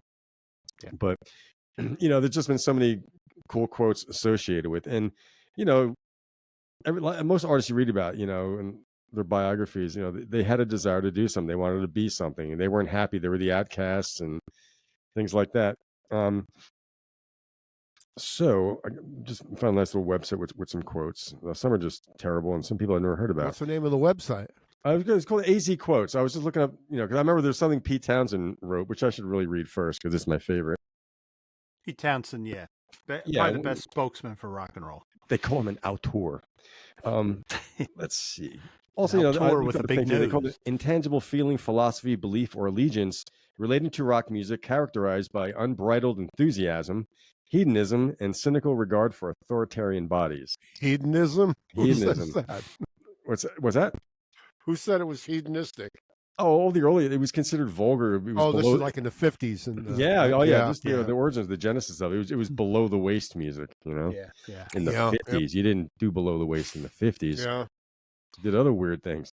But Pete Townsend, my favorite quote from Pete Townsend is, rock and roll might not solve your problems, but it does let you dance all over them. Good buddy of mine said, Lou, you'll always have your drums. I'm like, yeah. When it's all... At the end of the day, whatever is your guitar, your thing, you still got that. That's that piece of you.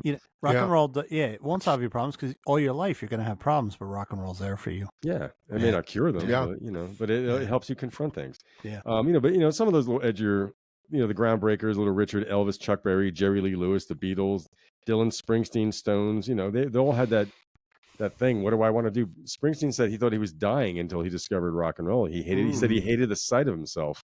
Until he got a guitar, and that's a young, it's a teenager going through that. Teenagers go through. Oh, rock and roll made many teenagers feel good about themselves. Oh yeah. Me. I mean, me and my two brothers were in a band together. It was just bonding. A great experience, cool. And when you play and people like it, it's fun. But it's inspired car songs. The Chuck Berry songs, No Particular Place to Go. Yep. The Beach Boys. It was freedom. It was that.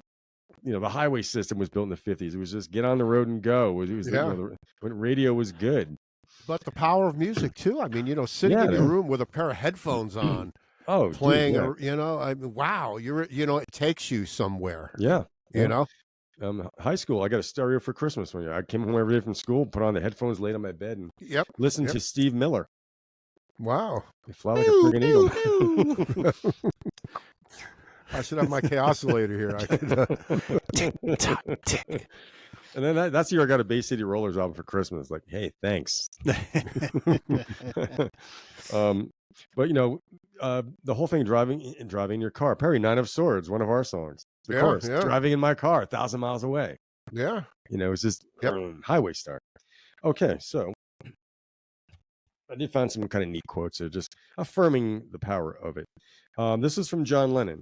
If you tried to give rock and roll another name, you might call it Chuck Berry.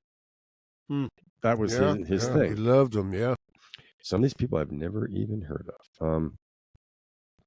Who's Florence Welch? Florence Welch. Oh, Florence and the Machine, maybe? Who's James Daly with the actor? He said the best rock musicians are the most exciting people in the world. This is from Nick Cave. Rock music is the province of the young, and it should be made by young people. I'm not running around in a pair of spandex pants trying to reclaim my youth. Yeah, Grace Slick said that too. She goes, I'm not going to be singing White Rabbit when I'm 60. You know? Yeah. But you do, Mello. Here's a good one. Buy real records in real shops, or I'll come around your house and scream at your mother. That's Ian Gillan. Nice. The feeling you get from playing to a good audience is hard to describe without sounding as though you are talking silly. But reaction is important. You might feel in yourself that you're doing it okay, but it's when you get the live reaction, you know you're doing it right. That's Tony Iommi. Let's see. Jeff Beck was Blackmore's idol. This is from Ryan Adams. There's nothing wrong with loving the crap out of everything. Negative people find their wall, so never apologize for your enthusiasm. Never, ever. I was the Beatles. They had this unbridled feeling about them. This is a quote from Steve Martin. Talking about music is like dancing about architecture. That's pretty cool. It's basically like that. just listen to it. You can over intellectualize it. And Right. I find myself getting annoyed sometimes at rock journalists. They over analyze, but then why not? It deserves to be analyzed because it's to me it's the same. It's up there with classical music. So yes, let's analyze it. Not all the time. No, There's but no need to analyze Alice's Restaurant. You know Yeah, what I but mean? you know And what? They do it every friggin' year. I say if Thanksgiving. you don't analyze rock music, then you shutter it that it's not as important as jazz or it is. It's every bit as important as every other music. I mean, they couldn't help but try to intellectualize Sgt. Pepper. As rock became more progressive and avant-garde. And but it's like anything else. People like it's like drum geekery. Like I me to tour the Slingerland Factory. I'm like, okay, I mean, it'd be kind of fun, but I'd rather just play them. Go buy a set. Songs and play mean them. different things to other people. You know what I mean? You can't say this is what that song means because it might mean something different to you, Mark, than it does to me. Yeah, but you know where analyzing a rock came from? Journalism. Like people started to say, let's make magazines about rock and roll. So that's where it started, journalism. In that page I quoted earlier on, it basically said that, Mark. He goes, and we all ended up writing about it. Yeah. So in the 50s, once it became, probably the Beatles probably helped that along too. Once your parents started liking it, it became Lester Bangs trashed many albums that he decided knew he was wrong about, and he's like years later he's like, "This is a great record. And I was wrong about it." There's a beauty in that. Things you didn't get it the first time. This quote from Ted Nugent has nothing to do with music, but just shows what an a-hole he is. My idea of fast food is a mallard, the duck. Fuck him. I'm sorry. Okay. Sorry. I was on the wrong page. Page one had much better. Here, this is Malice Cooper. The hippies wanted peace and love. We wanted Ferraris, blondes, and switchblades. Well, that was the 70s, right? This is Bruce Dickinson of Iron Maiden. Rock music should be gross. That's the fun of it. It gets up and drops its trousers. Cool. Freddie Mercury. I won't be a rock star. I will be a legend. Yes, and he was. Well, he was right about that. That's pretty cool. Yeah. This is a quote I've seen a lot of lately, and I hope it's true. It's from Hendrix. It's when the power of love overcomes the love of power, the world will know peace. This is from our friend Bruce Springsteen. Until I realized that rock music was my connection to the rest of the human race, I felt like I was dying for some reason, and I didn't know why.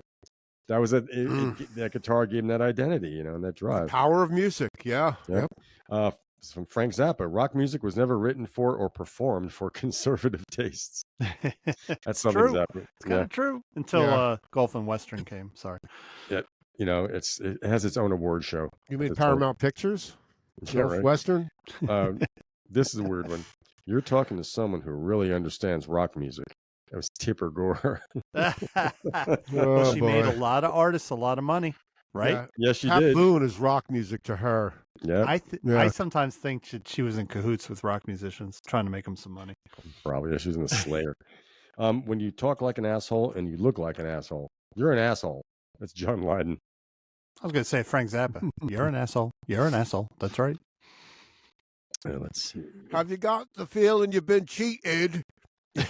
Well, you When I was a little boy, I told my dad, when I grow up, I want to be a musician. My dad said, you can't do both, son. I like that one. Who is that? That was Chet Atkins. Ah. Now, I don't know who Brent Smith is, but he said writing songs is cheaper than going to therapy. Agree. Good point. Yeah. Maybe I should and start it's writing. true. Writing songs is very therapeutic. Yeah. Maybe I should start doing that this week. That might be kind of it. Yeah. But that's good. The music has a lot of power. It takes you someplace, like you said, coming home, putting on your headphones in your bedroom, right? And like you're there. You're in your zone, man. Nobody's around you. Doesn't matter at that point. Yeah. You're taken to that place from the And power I'll of tell you music. something.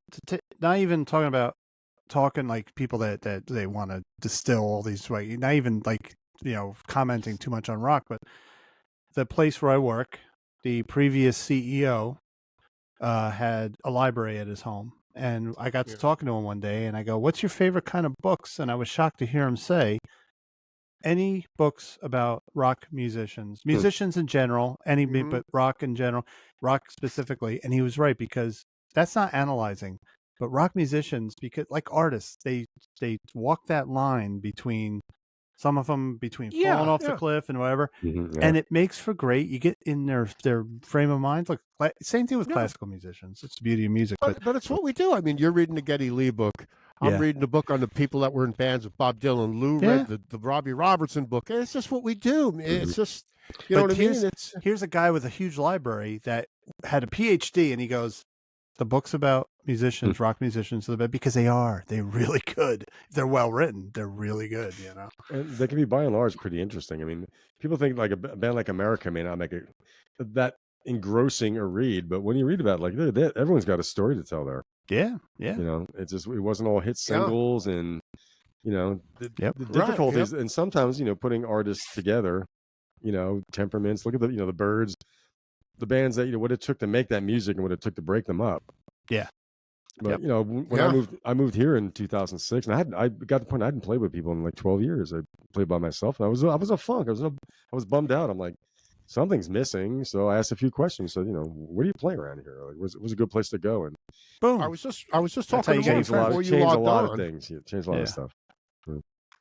I was just talking to Mark before you logged on. I was saying, like, we were talking about the first time we went down and recorded Asheville Skyline. And I said, Mark, you had no time. He said, like, both of you guys didn't know what I was going to play. And I said, I like that. But I said, I've played with Lou long enough to know he knows instinctively what I'm trying to convey. So he knows, be a little delicate here and add this little touch here. You know what I mean? Yeah. And that's the power of music also. That's right. Just, yeah. Kind of a musical empathy rug. I know what you may not want. Yeah. You don't like too many. You don't like too many symbols. I know that. I do not. I know you don't. Yeah. I can't get enough of them. Can't get enough of your symbols. Wait, do you twirl the stick and go? Zildjian, pasty, Zildjian, pasty. Do you do like the guy from Poison? You hold your head and you twirl the stick and go. Psh, I wish I could do that. Or you have a motorized stool that spins around, and you hold your hand out, and it just keeps hitting cymbals as you're spinning around. Well, I want to invent the ring. It's a drumstick with a ring attached, so you just spin it and catch it. It looks like you're twirling because I don't have that dexterousness. You could lose an ear like that, man. Sure. Oh, speaking of that, a helicopter blade. Do you remember the fad? I think it was in the late 80s or 90s. The people that had the chain going from their nose to their ear. Yeah. So I saw Joe Satriani in concert, and Jonathan Mover was the drummer. He's a great drummer, but he was playing Flying in a Blue Dream, and so the drum part is very, and I was watching a stick go right by his chain, and the chain was like flopping around. Like, we're gonna see his nose fly off. It's gonna happen soon. I'm like, that's dangerous shit. You know, never happened. Just get caught up in that thing. Or like in Portlandia, when Fred Armisen's bicycle guy with the big hearing things gets caught on the chain end of his door going to his apartment. On that note, hey, Yes. hey Perry, you got anybody got random relish? You want to throw something in before our next story? I have a couple of random subjects. Random I delish. do. I heard this the other day. This is something interesting. I thought Paul McCartney doing his second album, Ram, right? Yeah. And so the first album was just him at home, but they say Ram was like the first indie record. A lot of people claim that it was the first real indie like a record. DIY thing or kind of no. Slammed by Rolling Stone as, Rolling Stone could not stand it. They said it's incoherent drivel or, whatever. Ram, actually? Really, Ram? Ram, yeah. They wanted an Abbey Road. Well, they're That's what John they Lennon wanted. heads at Rolling Stone. They were like well, anti-McCartney. Yeah. They bashed Anyway. him up until Band on the Run anyway. You couldn't deny Band on the Run. Yeah. No, you could not. But anyway, Denny Sewell, the drummer.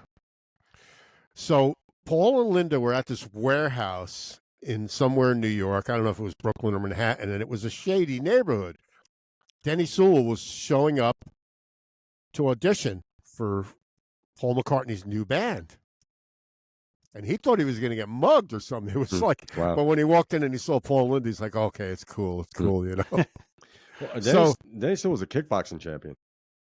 Really? Yeah. So, anyway, he ended up getting the gig. So now Wings is going to start rehearsing now. I think Denny Lane was, they chose Denny Lane for the band. The first day for actual Wings rehearsal after Denny Sewell got the gig, a friend of his, the drum kit, the Ludwig kit that Ringo played at Shea Stadium was up for auction. And a friend of Denny Sewell's bought it at auction. Mm. The Ludwig,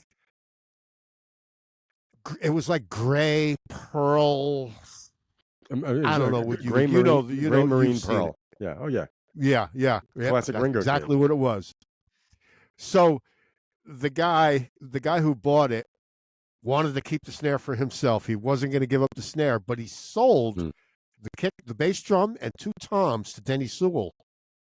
At the first rehearsal for Wings, he shows up with Ringo's Shea Stadium kit. Wow. Paul recognized it right away and fucking flipped. Yeah. Wow. It's like he knew right away what it was. Like, whoa, like he couldn't believe it. Where'd you get that?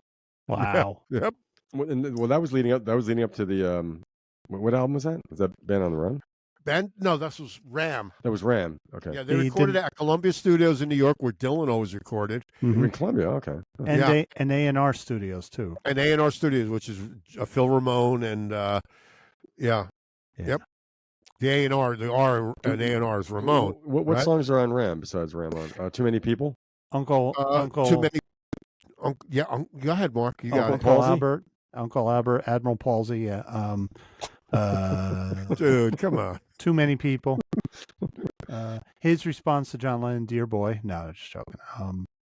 Yeah, Too Many People was a jab at John Lennon. Yeah. The back seat of my car. I know that Great song. That's a Beach Yeah. Boys song, by the way. Yeah. Total Beach Boys. Yeah. Yep. Yeah. And Uncle Albert, that's like one of my favorites. That's one of the best songs of my childhood.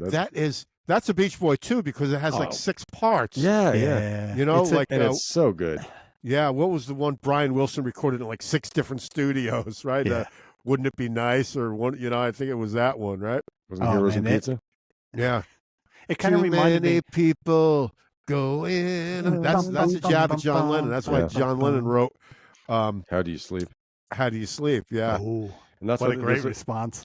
And go ahead, Lou. You're going to say about the photo? I was going to say he was going to he grabbed the bull by the horns. It was a ram ram by the horns. Yeah. So John Lennon had one where he grabbed the pig by the ears. That's funny. That's funny stuff. Well, Paul always said, he goes, He goes, to try to match wits with the guy, to try to he goes, I'm not going to sit there and go jab for jab with John. He goes, because he was like a fencing champion. He goes, he's gonna cut you to shreds. So you just pick your fights wisely. Well, they asked Paul, how do you sleep? He goes, I sleep just fine. Sure he did. Well, if you look at the movie Imagine, when John's recording that in the studio, he calls him the C word, I'm like, Lennon could be pretty petty. And I think he was upset. His ego was upset that Paul announced he was leaving first. And when Paul did the press announcement, and what was that, the McCartney album? Yeah. Now, Ram is a giant leap forward from like Wildlife, which is the worst McCartney album. That came after Ram. Yeah. That was the third album. Yeah. Yeah. Wait, Ram was the second, then Wildlife? Yeah, then Wildlife. Yeah. Gee, what happened? He took a step backward. Certain critics consider Ram to be the first indie record. Well, why indie though? He did it all like home. It was almost. No, he did it in New York City. Did he have a record label when he did it? Sure, he did. Was that might have been an Apple. What's making it indie is a good. But it was just 3-piece, 4-piece. Yeah, it wasn't coming out like a bang. Like, here's Paul McCartney with all these great musicians. He was doing this simple little album with Hugh McCracken, by the way. Yeah, what was it called? Yeah. So it was Hugh McCracken, Denny Lane, Denny Sewell, and Linda and Paul, and whatever if he was Paul and Linda. Yeah, is Letting Go on that? No, is it? Heather McCartney is also on it, by the way. David Spinoza is also on it. What song were you looking for? Letting Go. I feel like letting go. No. Let me roll. That might have been a little later. So Wildlife is not a good album. Red Rose Speedway. Wildlife is not a well-respected record. No, I think neither is Red Rose Speedway. Didn't Wildlife? Didn't he record that at home? Is that a studio record? Because it's just one. No, EMI London. Jesus. Yeah, the McCartney record he recorded in his living room or in his house. The McCartney record, well, that's like an indie record, But the McCartney record is better than Wildlife. And Red Rose Speedway had what? My Love on it. Hell on Wheels. That's a good song. Yeah. Give Ireland back to the Irish. Nope, that wasn't on there. Oh, Hell on Wheels was not on the Red Rose Speedway. It's on Red. I couldn't stand the production of Hell on Wheels. It's too compressed. I love the floppy. The drums are very floppy. That's not a good recording. No. Do you know that Little Richard sued Creedence Clearwater Revival? For what? Were they in his bathroom? For traveling band. They said it lifted from Good Golly Miss Molly, which oddly enough Creedence did record also. They did. It does and a settlement was reached, and Creedence had to give up some royalties to Little Richard. Wow. Well, maybe Saul Zaentz had to give up some royalties to Zaentz can't dance, Richard. But he'll steal your money. Yeah. He produced some great movies, though, Saul Zaentz. I heard this song the other day in the car. The ink is black, the page is white. Three Dog Night. Yeah, but Pete Seeger recorded it too. I heard a version by Pete Seeger. Wow. Sammy Davis Jr. recorded it. Do you know who wrote the song? We mentioned this recently on some about Three Dog Night, but wait. Oh, yep. Is that Harry Nilsson? No. David Arkin. Alan Arkin's father wrote that song. Really? Wow. Yeah, it was. Apparently, he wrote it in tribute to like Brown versus Board of Education, where Alan Arkin, the actor. Oh, so this guy was old. This is his father. Who wrote the song in the 40s, I think. Yeah, I was thinking of Adam Arkin, the son. Yeah, no, it's Alan well, that's his grandfather. Yeah, right. But David Arkin wrote "The ink is black, the child is white." Right. Yeah. Yep.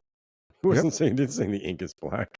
The child is white. The child is black. Together they grow to read. Yeah. I didn't like this song too much. It's practically a novelty song. Yeah, there's that jaunty rhythm as a kid. I'm like, I don't think I like this. Yeah. Well, Hoyt Axton. I didn't know this. Hoyt Axton wrote "The Pusher." It was an Easy Rider. Steppenwolf, "The Pusher." He wrote Hoyt Axton wrote that. Wow. Hoyt Axton wrote that song. Hoyt Axton know that. He was considered. They called him the vampire of Laurel Canyon. Apparently, he was this carousing guy. He was a creature of the night. Apparently. Well, I heard a He's version described of. as being like a vampire. It's kind of He weird. also wrote, "Well, I never been to Spain, but I dude." will.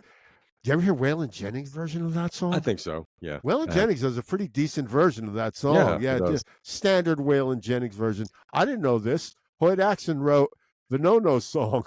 Yeah. No, no, no, no, I don't. For Ringo recorded it. Yeah, That's a novelty song. Hoyt Yeah. Axton was also in Gremlins. Yes, he was. he was an actor too. Yeah, And he was in a movie. He was in a movie with Robert Urich where his guts split open, really. like Endangered Species or something. There was something like that. Oh, He got I remember that. He got some kind of bovine virus or something.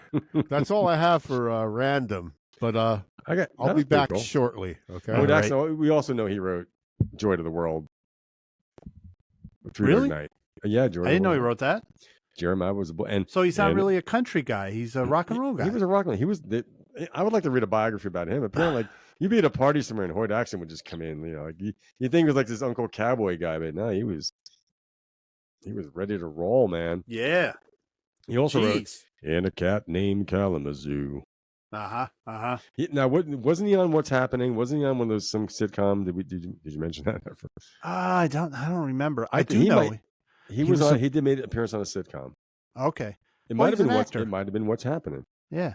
They had he was also a dudes. pretty badass guitar player, wasn't he? Pretty good finger picker. Maybe. I don't know about that. I'm sure he could play. Yeah. But yeah. Known as a songwriter, not so much for solo stuff. Yeah. Yeah. Isn't it funny when you're young? You're like you want to do your own version of your own song. Yeah. Nobody can do my song better than me. Until someone has a hit with your song. Bullshit, you idiot. I know. Keep those checks coming. So he was a California guy. Well, I don't know that originally, but at that one point, I read one of those books about Laurel Canyon. He was one of the fringe characters. Yeah. And they mentioned Randy Newman. Randy Newman was a family man. He couldn't go out partying, so Randy Newman was home with a wife and kids. And Hoyt Axton was going around giving, doing cocaine, probably copious amounts of blow and just doing the nightlife and drinking that Hennessy cognac. Anyway, all right, Perry's back. I'm back. Moving on. I this will probably be the last big story of the night, but I got some trivia too. Oh, cool. So we'll do this. A couple trivia songs too. We're going to do this quick because it's something I glossed over it when I first heard it because I went, yeah, more copyright issues with social media, blah, blah, blah. Mm-hmm. But when the New York Times gave it a whole page, I kind of said, whoa, let me read about this. So Universal Music Group, which, by the way, oversees Geffen, Island, Def Jam, Capitol, Motown, Blue Note, Republic, has pulled all of their music from TikTok. Now, what that means is if you put a video on TikTok, you can no longer put anything owned by Universal Music Group. If you already had a video up there, this includes videos from The Rock, from famous people. They're now silent. You go to play that video, it's silent because they just pulled all the music. And why did they do that? Well, you know what? I am now defending Universal Music Group because they have these artists under their roster and they're saying these artists need to make money and TikTok is just being damn cheap. They want to give so little money. They're in a spitting match right now, Universal wants more money for the music. TikTok wants to give probably a quarter of a cent or something. But it's huge. It really is huge, but it's huge on both sides. TikTok is going to hurt from it, but a lot of these artists on under Universal, these are newer artists like Taylor Swift, Drake, Olivia Rodrigo. Billie Eilish is one of them. Post Malone. They do depend on TikTok because the young kids love TikTok. So it's a kind of like who's gonna blink first? I hope Universal holds their own. They are going to. They're going to blink. You think so? going to blink. I think TikTok's going to blink. But let's see. They're going to lose a lot of. I think they lose a lot of viewership. Thing is, but they say if you do a lot. Apparently, I don't have TikTok. I don't have Facebook. I don't have Instagram. I don't have any of that. I don't have apparently, TikTok. I've seen TikTok videos, and some people make 20-second videos. Yeah. But if you have a song playing in the background while you're putting on makeup or whatever the fuck you do on TikTok, Give dating advice. That they're not paying UMG or the artist. They're paying them. that. They're paying them. They had a deal. It was like it makes Spotify look like a major amount of money. The thing is, if TikTok wins this, Spotify is going to go, oh, gee, we're going to offer less too. So I'm really concerned. I hope Universal. When do you see me rooting for the big music labels? But let's face it, But Universal. is UMG really concerned with the artist, or are they concerned with their bottom line? Like, really, what is it? But it's always been that way with these music groups, right? Going back in the day, music's always been a business. But they also understand that for them to make money, the artists do have to make a certain amount of money. So they don't give a shit about their artists, but they're going to make sure their artists make enough money that they can keep giving them music. Because, if Olivia Rodrigo decides, I'm not going to do music anymore, Universal's going to lose out on that, But there's always someone to fill the void, though. Yeah. Yeah, but like, say Olivia Rodrigo does say a 1-minute video, right? If it gets 175 million views, that helps UMG, Universal Music Group. Of course. It helps, course so it it's does. a two-way street. Sure. Right? I'm not saying like I'm not saying like, oh, they're so good to their artists. But what I'm saying is, in a war between TikTok, which is social media, and Universal Music Group, which is basically the old style music company, I'm rooting for the music company. I hate to say it, but like I said, if TikTok win, I think you're going to see every other streaming platform say, all right, we're going to pay less. Well, it's interesting because it's two powerful companies, UMG and TikTok. They have to reach a compromise. Yes, they do. Yeah. They will. I think they will. It's interesting. It's right. Yeah. Yeah, but this whole streaming thing, and it goes back to, I know I sound like an old crow when I say everyone's got to have physical media, and I know it's but seriously, streaming music, the way it's modeled now, is not supporting artists. And I hear that CD sales are up again, not major, but they're up, and I think that there are people that are saying, I want to have a physical version of my music, because what people are finding is like, all right, so I listened to Neil Young on Spotify. Well, he pulled all the shit off. Now, I'll go out and I'll get a Neil Young CD, no problem. But, there's a lot of other artists too. Like, so if you listen to everything on Spotify and all of a sudden a label pulls down whatever, Paul McCartney, you're fucked unless you have the CD. So the only way you can really enjoy your music that you like is to have a physical copy of your. Well, you also have Pandora, you have YouTube. YouTube is, you can find music on YouTube also. You hope, but what if one day they don't do it? That's the thing. You don't want Ian Gillan going to your house and screaming at your mother. Yes, because he can scream. It'll scare the shit out of your mom. Can he still do it? No, I don't think. No, probably not. Isn't he on tour? Is Deep Purple Can he on still tour? do that Highway Star scream? No. He's done a Robert Plant. He's actually very, very good in that he's reshaped Deep Purple songs. They still tour, and he doesn't scream, but he's done like Robert Plant. He's rearranged them or whatever he's had to do. Although I'm not a big fan. I heard Billy Joel's new song. No, he's in his 70s. He's in his 70s, right? Yeah, I heard. I didn't like it. It sounds kind of like his older stuff, but he's still got his voice though. Yeah. I liked it. I just wonder though, did he write it 30 years ago? Is there leftover? I'm amazed he can play piano with such stubby fingers, but that's just he's no Elton John. No. No. And he gave up the MSG stuff. I never saw him at MSG. I did want to go, but he's going to do the Vegas. It's coming. Hey, Billy Joel, that guy can still do 5. He can do 5 nights in a row. Madison Square Garden and sell out every friggin' night. It's amazing. It really is. But that's kind of cool. I mean, that's going back to your roots. I mean, he's a New York institution. He's a New York guy. Yeah. So think about it. Every couple months, he gets in his car. He gets in his car, drives from Long Island to Manhattan, plays a show, makes a ton of money, and then goes home. I don't think he drives himself. Of course, I think a limo drives him. He has his little smart car from Oyster Bay. The point with is, a it's like pack in his hand. I admire the guy that he's able to do that. Whatever. Just don't like that. There's not many other classic musicians that just stopped writing the way he did. Like, boom, he stopped writing music. It's weird. He might have had a crisis of confidence, saying, "I can't write."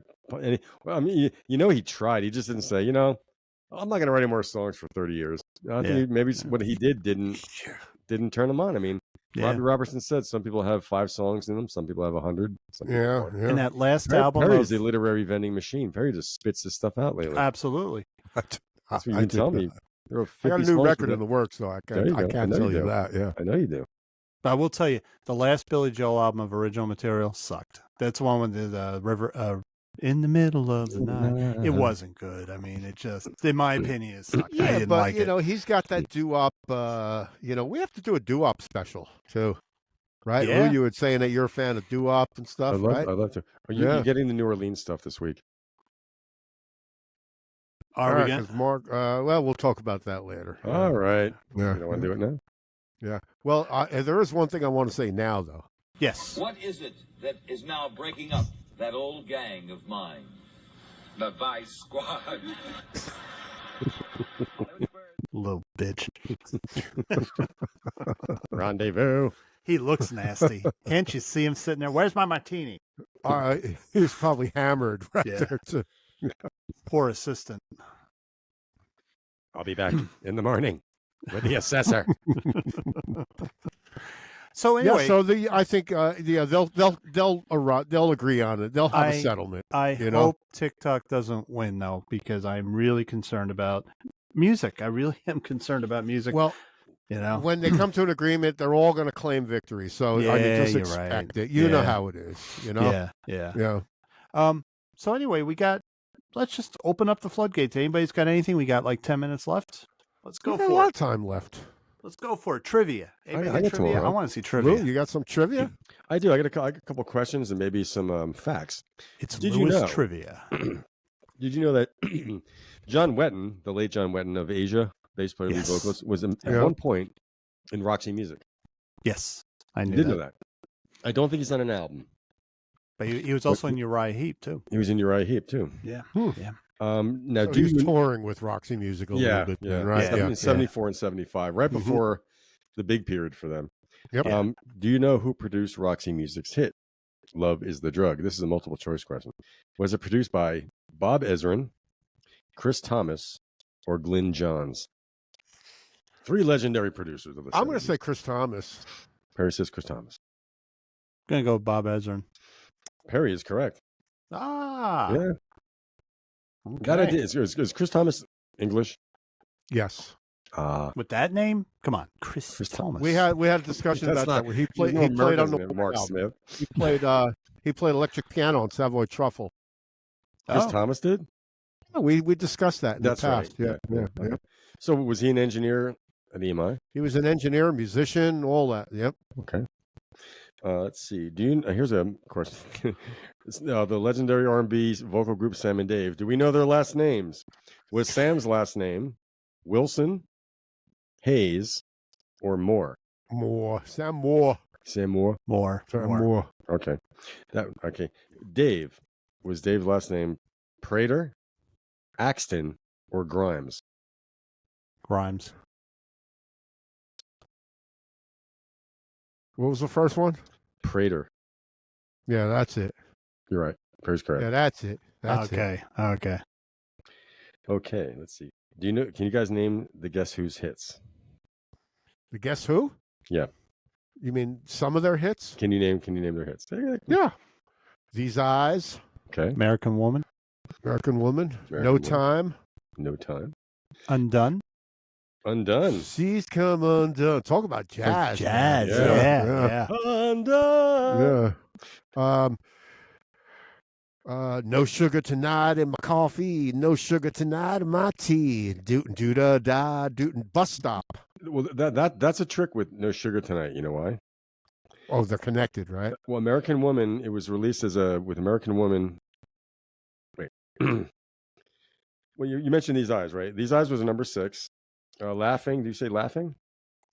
We didn't say Laughing, but I would have said Laughing had I had more time. Yeah. Okay. Mark mentioned Undone.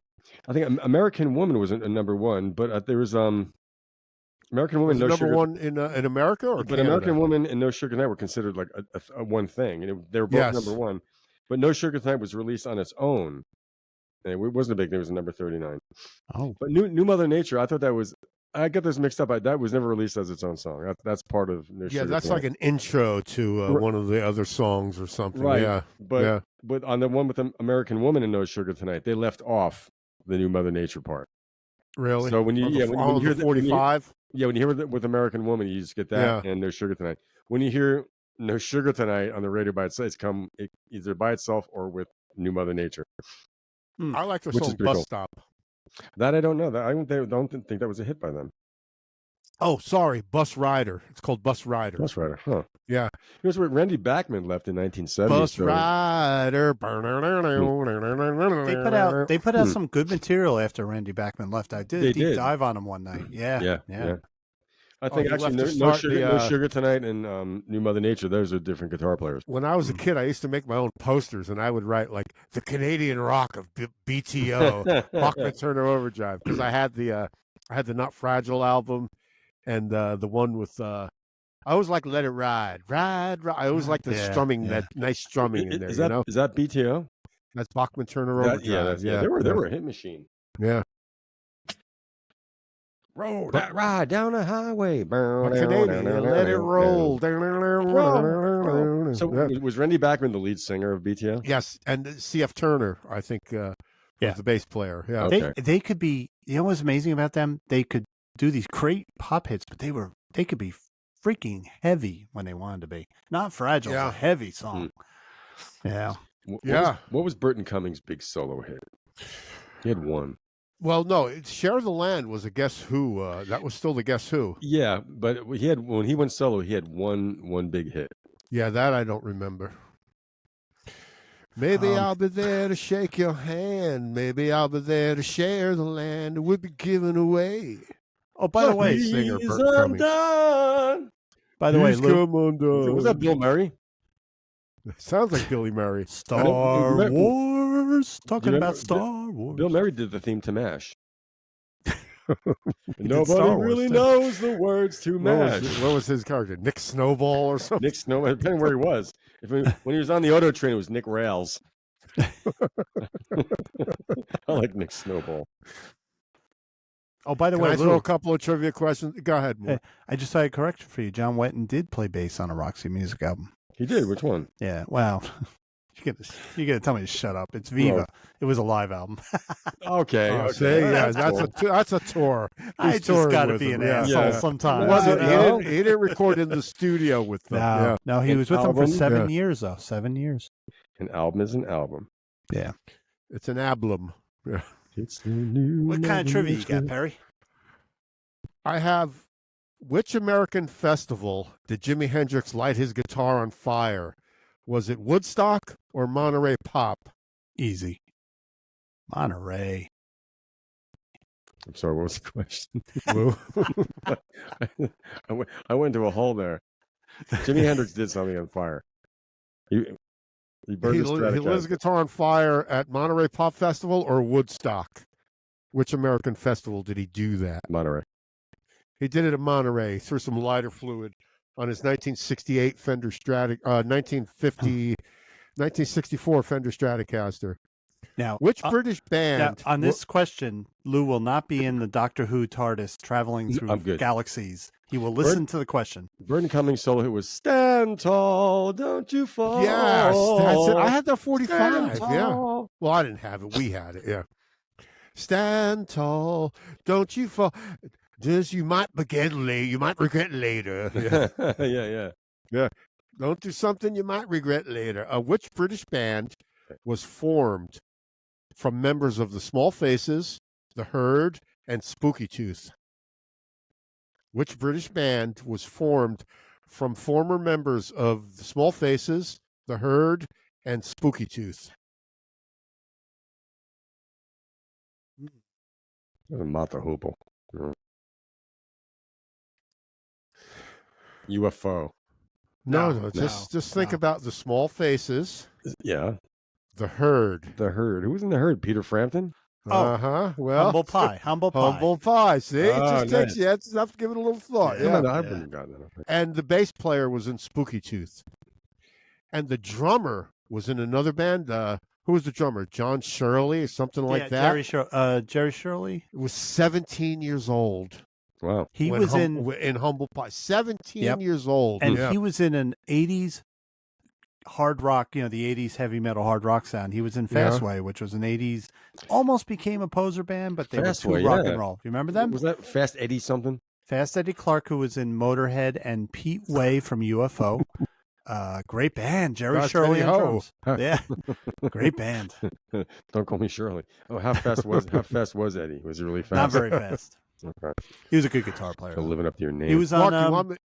He was on what was the big hit? Motorhead hit. Ace of Spades. He was a guitar player. One hit. I mean, come on. Name me another hit that you know by Motorhead. Come on. They had a few in Razzmatron. England. They had a few in Razzmatron. England. You know, it's like saying Snaggletooth. it's like saying Frank Zappa had great albums. No, he didn't. He had annoying fucking records. Frank Zappa. I like Zappa. I got on the bus and I never got off. Yeah, I can't know. get on that bus. It won't Joe's work. Garage. And, Broken hearts are for assholes. Don't eat the yellow snow. Ram it, those Huskies ram it, go. ram it up your poop chute. Okay, let's go. It's great lyrics too, by the way. Awesome. Yeah. Yeah, he's in. Do you want me to see if I have a Gary Moore clip, Mark? Yeah, see if you got it. Who is Gary Moore anyway? Gary by the Moore. way? Gary Moore is a guitar player from. Moore. You got a Moore living in your How do apartment you building. like it? How do you like it? Gary Moore is a guitar player from Northern Ireland, Belfast, which is where my Which ancestors is are where from. Van Morrison is from. He was probably an interesting guitar player because he came about on the hard rock scene of the early 70s, but he's primarily a blues player. But he was a member of Thin Lizzy for many years. He was in them in the beginning, then he rejoined them later on. He was always closely connected with He Phil was and in Knott. Thin Lizzy? Yes. When? But in the 80s, he made the transition from the bluesy hard rock to total heavy metal. And in the 80s, he was a shredder. And he played with Greg Lake on Greg Lake's first solo album after ELP dissolved. And everyone thought that was Greg Lake playing the guitar. They thought that. But then later in his career, he had a major hit with Still Got the Blues. I don't know if you guys remember that. I And he went still back- got the blues show Yeah. for you. So he went back to blues, and that's how he finished before he died. He just played the blues, but he covered all the bases.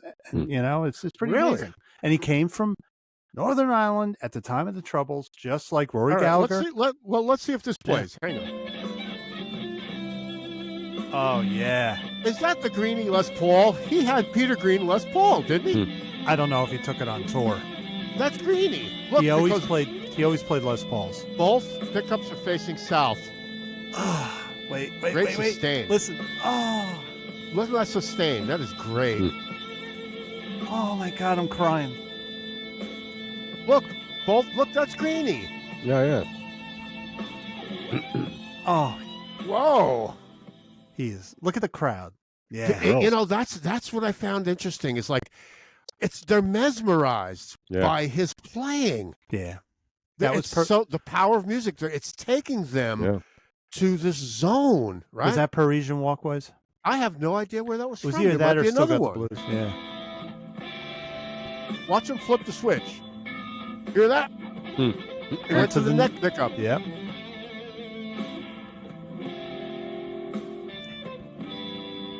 Just like Jimmy Page, a profuse sweater. Yeah. It's amazing. But if this is slow, look at the crowd. Look, Yeah. they're entranced. He's at the Montreux Jazz Festival.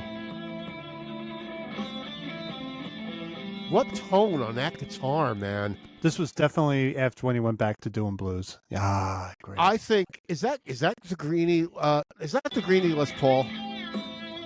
I would be really surprised if he took it on tour. He had so many Les Pauls. I think it is. Maybe for Montreux, maybe he did pull it out. Lou does that when he plays guitar.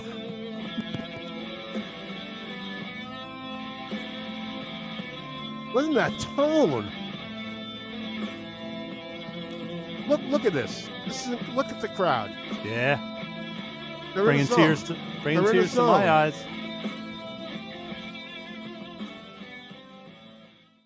That's amazing. That's perfection, man. I've never heard a lot of Gary Moore. Me neither. You know, but the tone on that Les Paul. Yeah. Is that the Greenie Les Paul? Because now Kirk Hammett if it is Greenie, Kirk Hammett from Metallica owns that guitar now. Gary Moore From the played. estate of Gary Moore. Gary Well, Moore always Peter played. Green traded the guitar to Peter Green, the Greenie Les Paul. He gave it to Gary Moore. Gary Moore gave him another guitar, and they Okay. traded for it. And then Gary Moore had it. It was only like the second owner of it. Yeah. Is there a way to find out if that is actually Greenie? Well, I'd have to see about that performance on Montreux. He was in Montreux Jazz many times. Well, how many I'll Les research Pauls it. do you know of where both pickups are facing south? Yeah, you got a good point. You know, Good point. That's a good I point. think it's Greenie. That's Yeah. what I think he's playing, And- and the tone on that thing is fantastic. And anyone that goes to Montreux Jazz Festival, because the promoter was Claude, and he was the guy named in Knopp? Smoking Funky Claude in Yeah, Smoke yeah, on the yeah. Water. So when you did Montreux, if you were a rock artist that did Montreux, it was a major, like, and he always had rock artists. You pulled out all stops. Toto played Montreux, and they pulled out all stops. You just put on the best show you can. Wow. Oh man, he was. Yeah, I think that his hard rock 80s stuff was his weakest stuff, but he did do a great hard rock cover of Shapes of Things to Come by the Yardbirds. That's how I was introduced to that song. When he released that, it was great. Headbanging song and everything. But, when he went back to blues, and go figure, Northern Ireland has produced some of the best blues players because Rory Gallagher, these guys grew up in houses where it was cold in the winter. Mm-hmm. It was not easy living in Ireland back then. So what gives you, it's like they're not living in a comfortable house. So you know? consider that what we just heard blues. Yeah, that was blues to me. But that's not like Chicago blues where it's like in Asheville.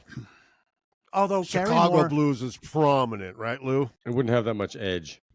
Yeah. Correct. Right. Yeah. Because don't forget, Gary Moore is bringing a harder sound into it, which is a whole British thing. I mean, Well, is that in kind the of the 70s. rock and blues? I mean, isn't that sort of Walter Trout, guys like that, Gary Moore? Aren't they considered rock blues artists as opposed to being pure blues? It was very slow.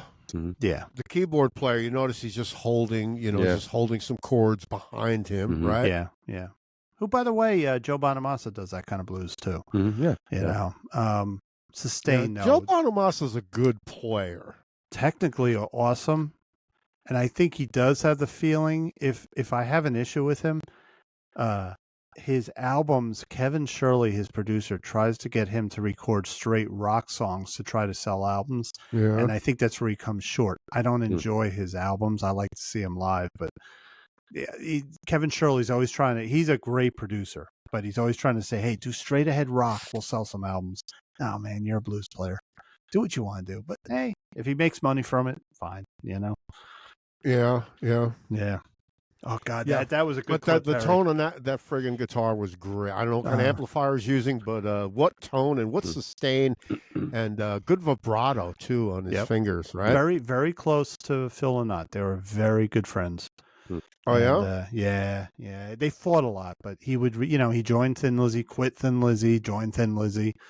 I think he played on Phil Lynott's solo albums. He put a couple albums. Judging by what you saw, when would you say that was? The 90s, the 2000s? I have no idea. I would say that's the 90s when he had his big hit with Still Got the Blues. And boy, he struck gold. And I was happy for him because after he did his hard rock stuff in the 80s, he was kind of like, what are you going to do? So he puts out Still Got the Blues. It's a huge hit because that was when Stevie Ray Vaughan, the blues had a big revival in the early 90s. Yeah, they did. And the so rock and blues. Yeah, he rode that. Jeff Healey. Yeah. So he was part of that group, and it was good for him because I was thinking, like, what's the guy going to do? So yeah, I'm willing to bet that is Peter Green's Les Paul. He's playing Greenie. You brought up the pickups. You might just very well be right. Yeah. Yep. Yeah.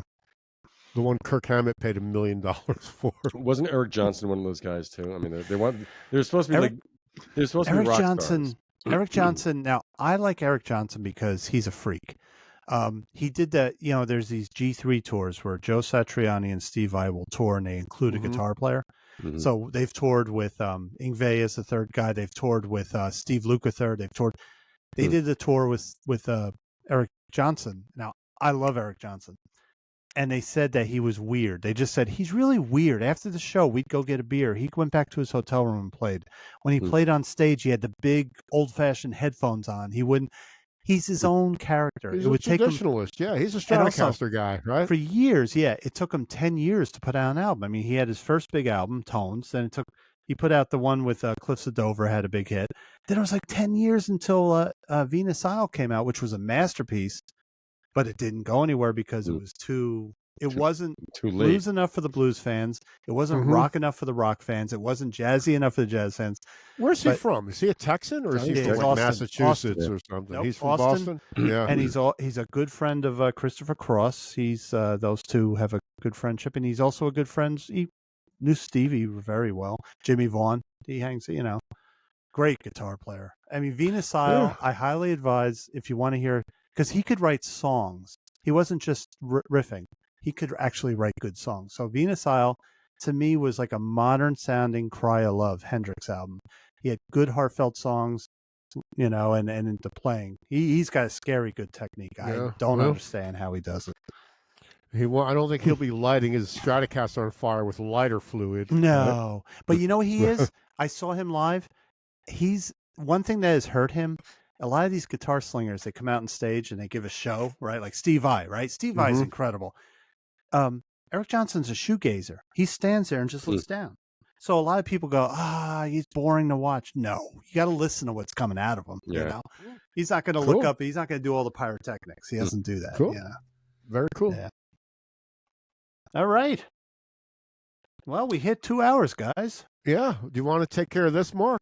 Hey, if you've been listening to the show and you like it, well, wherever you listen to it on, listen to whatever platform you're listening to it on. But also, we're on Apple, Google Podcasts, Amazon Music, Amazon Alexa, Pocket Casts, YouTube, Spotify, Facebook when that asshole updates it, Overcast, Podchaser, Podcast Addict, and Odyssey. By the way, that asshole has to find a place to live.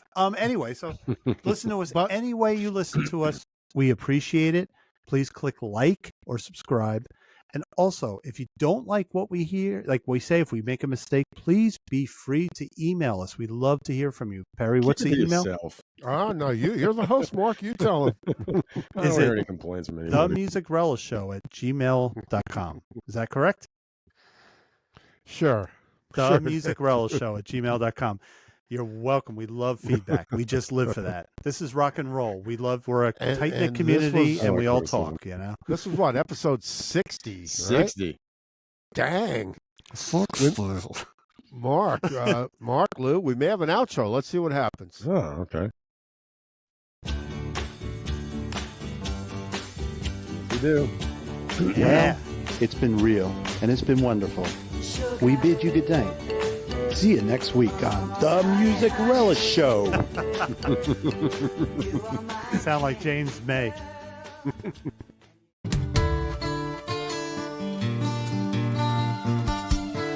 Good show, guys. The trio. Harry D, Lucy, and Mark X. Lucy. Acabado explaining it.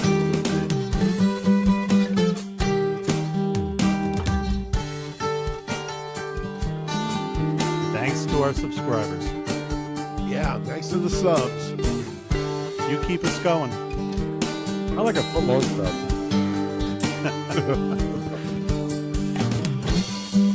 $5 footlongs.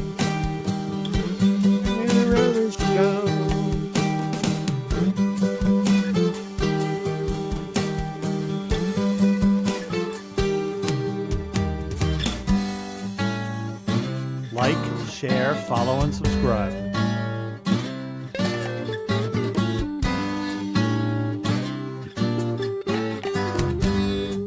One day that guy will get the guitar solo right. Percussion.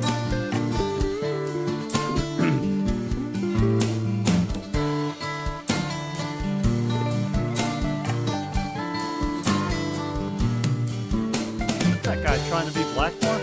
What the hell?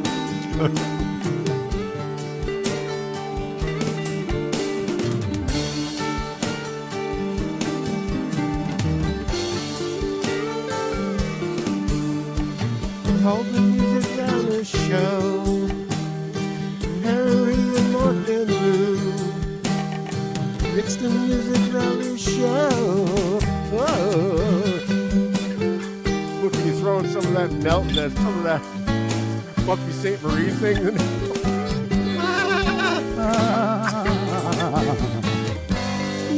On the Music Relish Show. Yoko. With Mark, Lou, and Perry. Ow. Well. I hit myself in the head. Relish Show.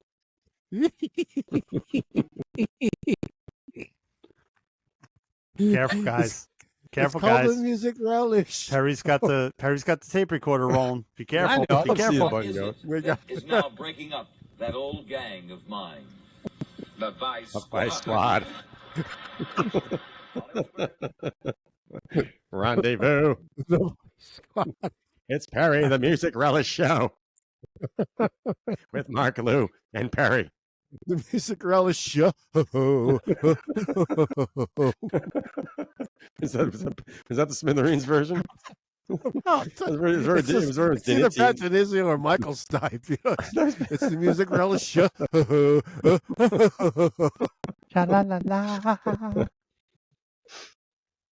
It was fun. Yeah, let's do it. Let's do a doo-wop special in the near Sure. future. Yeah, for you know, for the other channel, you know, like the other one. Yeah, the other one. Whoops. Yeah. Well, let's just play music. Who did that song? Was that Jay Giles? Yeah. Oh, that's not the original. I think that's a cover.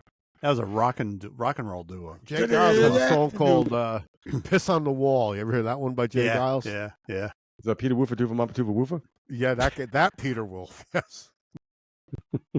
Great band. They were the soul version of Blue Cheer. They were just hard edged. Blue Cheer was sludge, but that was like, you know. Jay Giles they're like a party band, like a house party. Who? Band. Good stuff. Jay Giles. Jay Giles. Yeah. Then they had some hits during the MTV times, right? This whole centerfold, and yeah, whatever it was. You know what song turned me on to them? They started with like Love Stinks, like in '79. That's what. Yeah, Love Stinks. That was pre MTV, really. Yeah. Yes, it was. Yeah. Wow. And that was a very guitar heavy. Yeah. Yeah. The song that got me into him was Must Have Got Lost, because I loved it because he'd do the song and then it goes into this great jam at the end. Yeah, that was really good stuff. When you were not the greatest vocalist I mean, in the world. What really. band has a harmonica player in the band other than that thing, that Blues Traveler. Blues Traveler. The Blues Traveler. Yeah. The guy with the military, instead of ammunition clips, he's got a flak jacket with harmonica pockets. Probably bulletproof. That made me like. I'm not a big popper. Yeah. Harmonica's got it's here and there, pick and choose, but that too much. That harmonica I could not take. Yeah. Stop. Yeah. You know, it was Jumping the Shark. Prime definition of Jumping the Shark. When they appeared on Roseanne, they were playing at the local bowling alley, and John Popper had to play her old boyfriend. He's like, you know, I love you, Roseanne. Like, come on. Really? Guess what? They probably got $100,000 for doing that man show or more. Yeah. You know. Well, Roseanne also had a bunch of big musicians on the show. And in her prime, there was a different Roseanne back then. She was friends with what's her name, Bonnie from Delaney and Bonnie. Yeah, I mean they had that was another show. We're talking about depicting middle class, right? People and rock and roll. And it was all can't good. do that anymore. Rock and roll belongs to the aristocracy now. Yeah, you're right. You're right. The young singer songwriter under 30 group. They're all. I'm reading about some of them, like, wow, I mean, the Grammys are on tonight. I mean, Billie Eilish is going to win a fucking Grammy, for her whisper singing. I don't know if she's got anything out that'll win. I think I don't know. Well, she's nominated. I like that we're doing the Grammys. Who gives a shit? Olivia Rodrigo is probably nominated. Yeah, really. You know what I like? Who's that girl that's been on the news a lot lately? Singer-songwriter. Taylor Swift getting booed at football games. I admired it. I'm sorry. I admired I have nothing against her. I have nothing against her, but the thing is, overexposure. There's always a backlash. She's the Peter Frampton of this time. She'll get the Hall & Oates. The Hall & Oates got the backlash for overkill in the 80s. But they knew it would go away. Yeah. They were smart enough to back off. I mean, like I said, I've heard a few songs of hers. I get it interchanged with a bunch of other stuff. So and I guess I have nothing bad to say about it. It's not my thing. But can I tell you something? Too much of one thing. But I look forward to the song about the football player after she dumps his ass. So I'm going to say that since Perry stopped recording, and nobody's seeing this anyway. I didn't stop recording. We're still. No, on the air, you've stopped recording. I'm going to say that I like her new album. I do play it in the car. Oh, I like it. please. I do. What's the I matter do. with you? What's the matter with you? I bet you're telling me you have a Billie Eilish record in your collection? Sure, I do. Oh, boy. You got problems, pal. I guess I You got more problems than you think. No, he doesn't. No, he doesn't. I do have A problems. couple of her songs. Spider. Guys, look at my name for tonight. You know, I'm very like I listen to these young singer songwriters. I'm like, yeah, I'm kind of befuddled. I heard an artist called Biba Doobie. It's a girl. You covered that the other week in your novelty song segment. No. I saw the name on my radio. I'm like, what is that? It's kind of quirky, but it's a new generation of pop. But it's not. The songs I heard are not so draggy. They're not so morose. It's actually kind of upbeat, but they're interesting chord changes. So she's a Filipino English girl. She's like 23. But I said she's doing something little. What I've heard is a little different than some of this other stuff. Where it's just What's like, her name? hey. What's her name?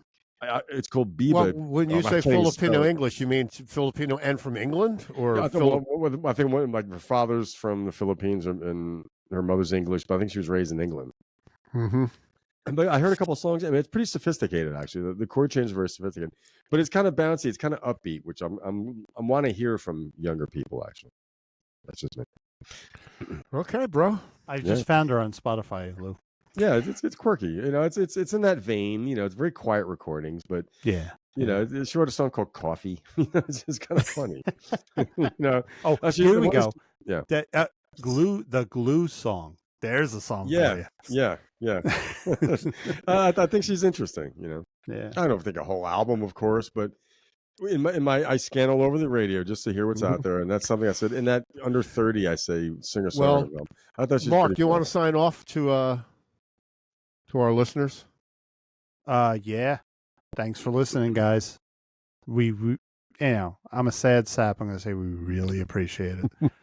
Mark may have to find a 3-bedroom apartment. So if any of the listeners have a 3-bedroom apartment, in Boise, Idaho, would you be willing to move to Boise, Idaho? Mark, Absolutely. a friend of mine looked at a 3-bedroom, 1-bathroom house for $1,800 a month in Barnesville. It's a church that was reconverted. It's pretty cool. Boy, man, that sounds cool. 1,800. You know, the bathroom's in a weird spot, as sometimes these houses can be. But Kristen said the issue, living room. I'm like, it's of not course, the the living issue room. is Mark would not get the salary he's making now in Barnesville, that's right? right. Yeah, It's the same struggle everywhere. Come on, man. But Yeah, it is. It's you have the same beautiful struggle. mountain scenery, Perry. I know, man. We're Hey, coming Lou. down, bro. Lou, you know, I always said that, you know, I'm very particular. I don't want to move. I love where I live. I've know. adopted Rockland County as my home, but if I were to move, it would be Vermont, the Northwest, namely Portland. I loved it there. Yeah, you could live on a Or street in Asheville. Portland. When A I lot of went to vomit. Asheville, I said, that area where you live, Bernardsville, I said, it's just, you know what it is? Because it's the South, but it looks like the Adirondacks. And I know why they filmed Last of the Mohicans down there, because it looks just like the Adirondacks. It's the near South, yeah. Yeah, exactly. It's not the deep South. You know, Yeah, I mean, the mountains are still big. I mean, on my front porch, I'm like, And they have I'm Bojangles used chicken. to it. Yeah. Yeah, we got Bojangles chicken. Yeah, and you got gas. We know that one. And Just there's the barbecue Bojangles. everywhere because Southern And food. Ingalls, yeah. Southern food is designed to And slowly guns. kill you. And guns, yeah. Guns, yeah. Yeah. No, it's not the guns. It's the Southern foods that's designed to kill you. It'll kill you slowly. It's the and I biscuits and the sweet tea. It's the biscuit, it's the gravy, it's the fried chicken. I want to take you guys to Rocky's Fried Chicken Shack. Yeah. Lou, when you took me and Perry out for breakfast at that place in Bernardsville, what did I have? The D&D I had grocery. an egg and mayonnaise sandwich, was it? Yeah. Yeah. I was like, you want mayo on whoa. that? Yeah, in the South, they ask you what you want in your eggs. Mayo? Like, what? I'll have the Italian How sub. about ketchup? Oh, you must be from New York. Right. You know? I want the Listen, Italian back in the sub. late 80s, early 90s, I'd go to Vermont and I'd go to the deli and I'd say I want an Italian hero. They would put American cheese on it. And on the pizza, they would put American cheese. They've caught up now. They're different. But And you're back like, then, put that yeah. provolone on there. I used to say provolone. Provolone bologna And sandwich. pork roll. They sell pork roll down there, too. Fuck that. They sell Taylor ham. I used to say pasta I've got fagioli. a sock full of Taylor ham in my refrigerator. Cool. If anyone breaks in, you're going to beat them with Let me it. stop this recording, all right? All right, guys. Hey, listeners, have a good night. Mark, Right. it's all going to work out, dude. Don't worry. Yeah. You know? As long as some Yeah. asshole with a ton of money just doesn't want to buy the house and say, Yeah. I'm making it one family, get out. Well, you could move to Boca Raton, Yeah, right. right? I can't afford that. That's more expensive than here. Yeah. Do you want Go Vermont to winter? Ocala with Tom. Do you Good want night. Vermont winter, Mark? Yeah. What? Do you want Vermont winter? It doesn't Yeah, bother really. me. I You spent want- a few Vermont Ooh, winters. not me, bro. Not me. No You go out way. and you Not pour this one. water. If it melts by the time it hits the ground, you know it's a cold morning. I've been to Vermont in the wintertime, man. It was 25 below at the hotel. It was 40 below on the mountain. Like, Yeah. Or nah, ski. Ugh. You're not made happening. for it or Yeah. you're not made for it. I'm made I'm for not it. made for it. I'm I was not. born in the spring. No way. No, That's no. it. It's in the 50s and 60s all week here. Yeah. Listen, I'll take my more. uncle is 74. Well, Groundhog Day, early spring. Yes. My uncle's Yeah. 74 years old.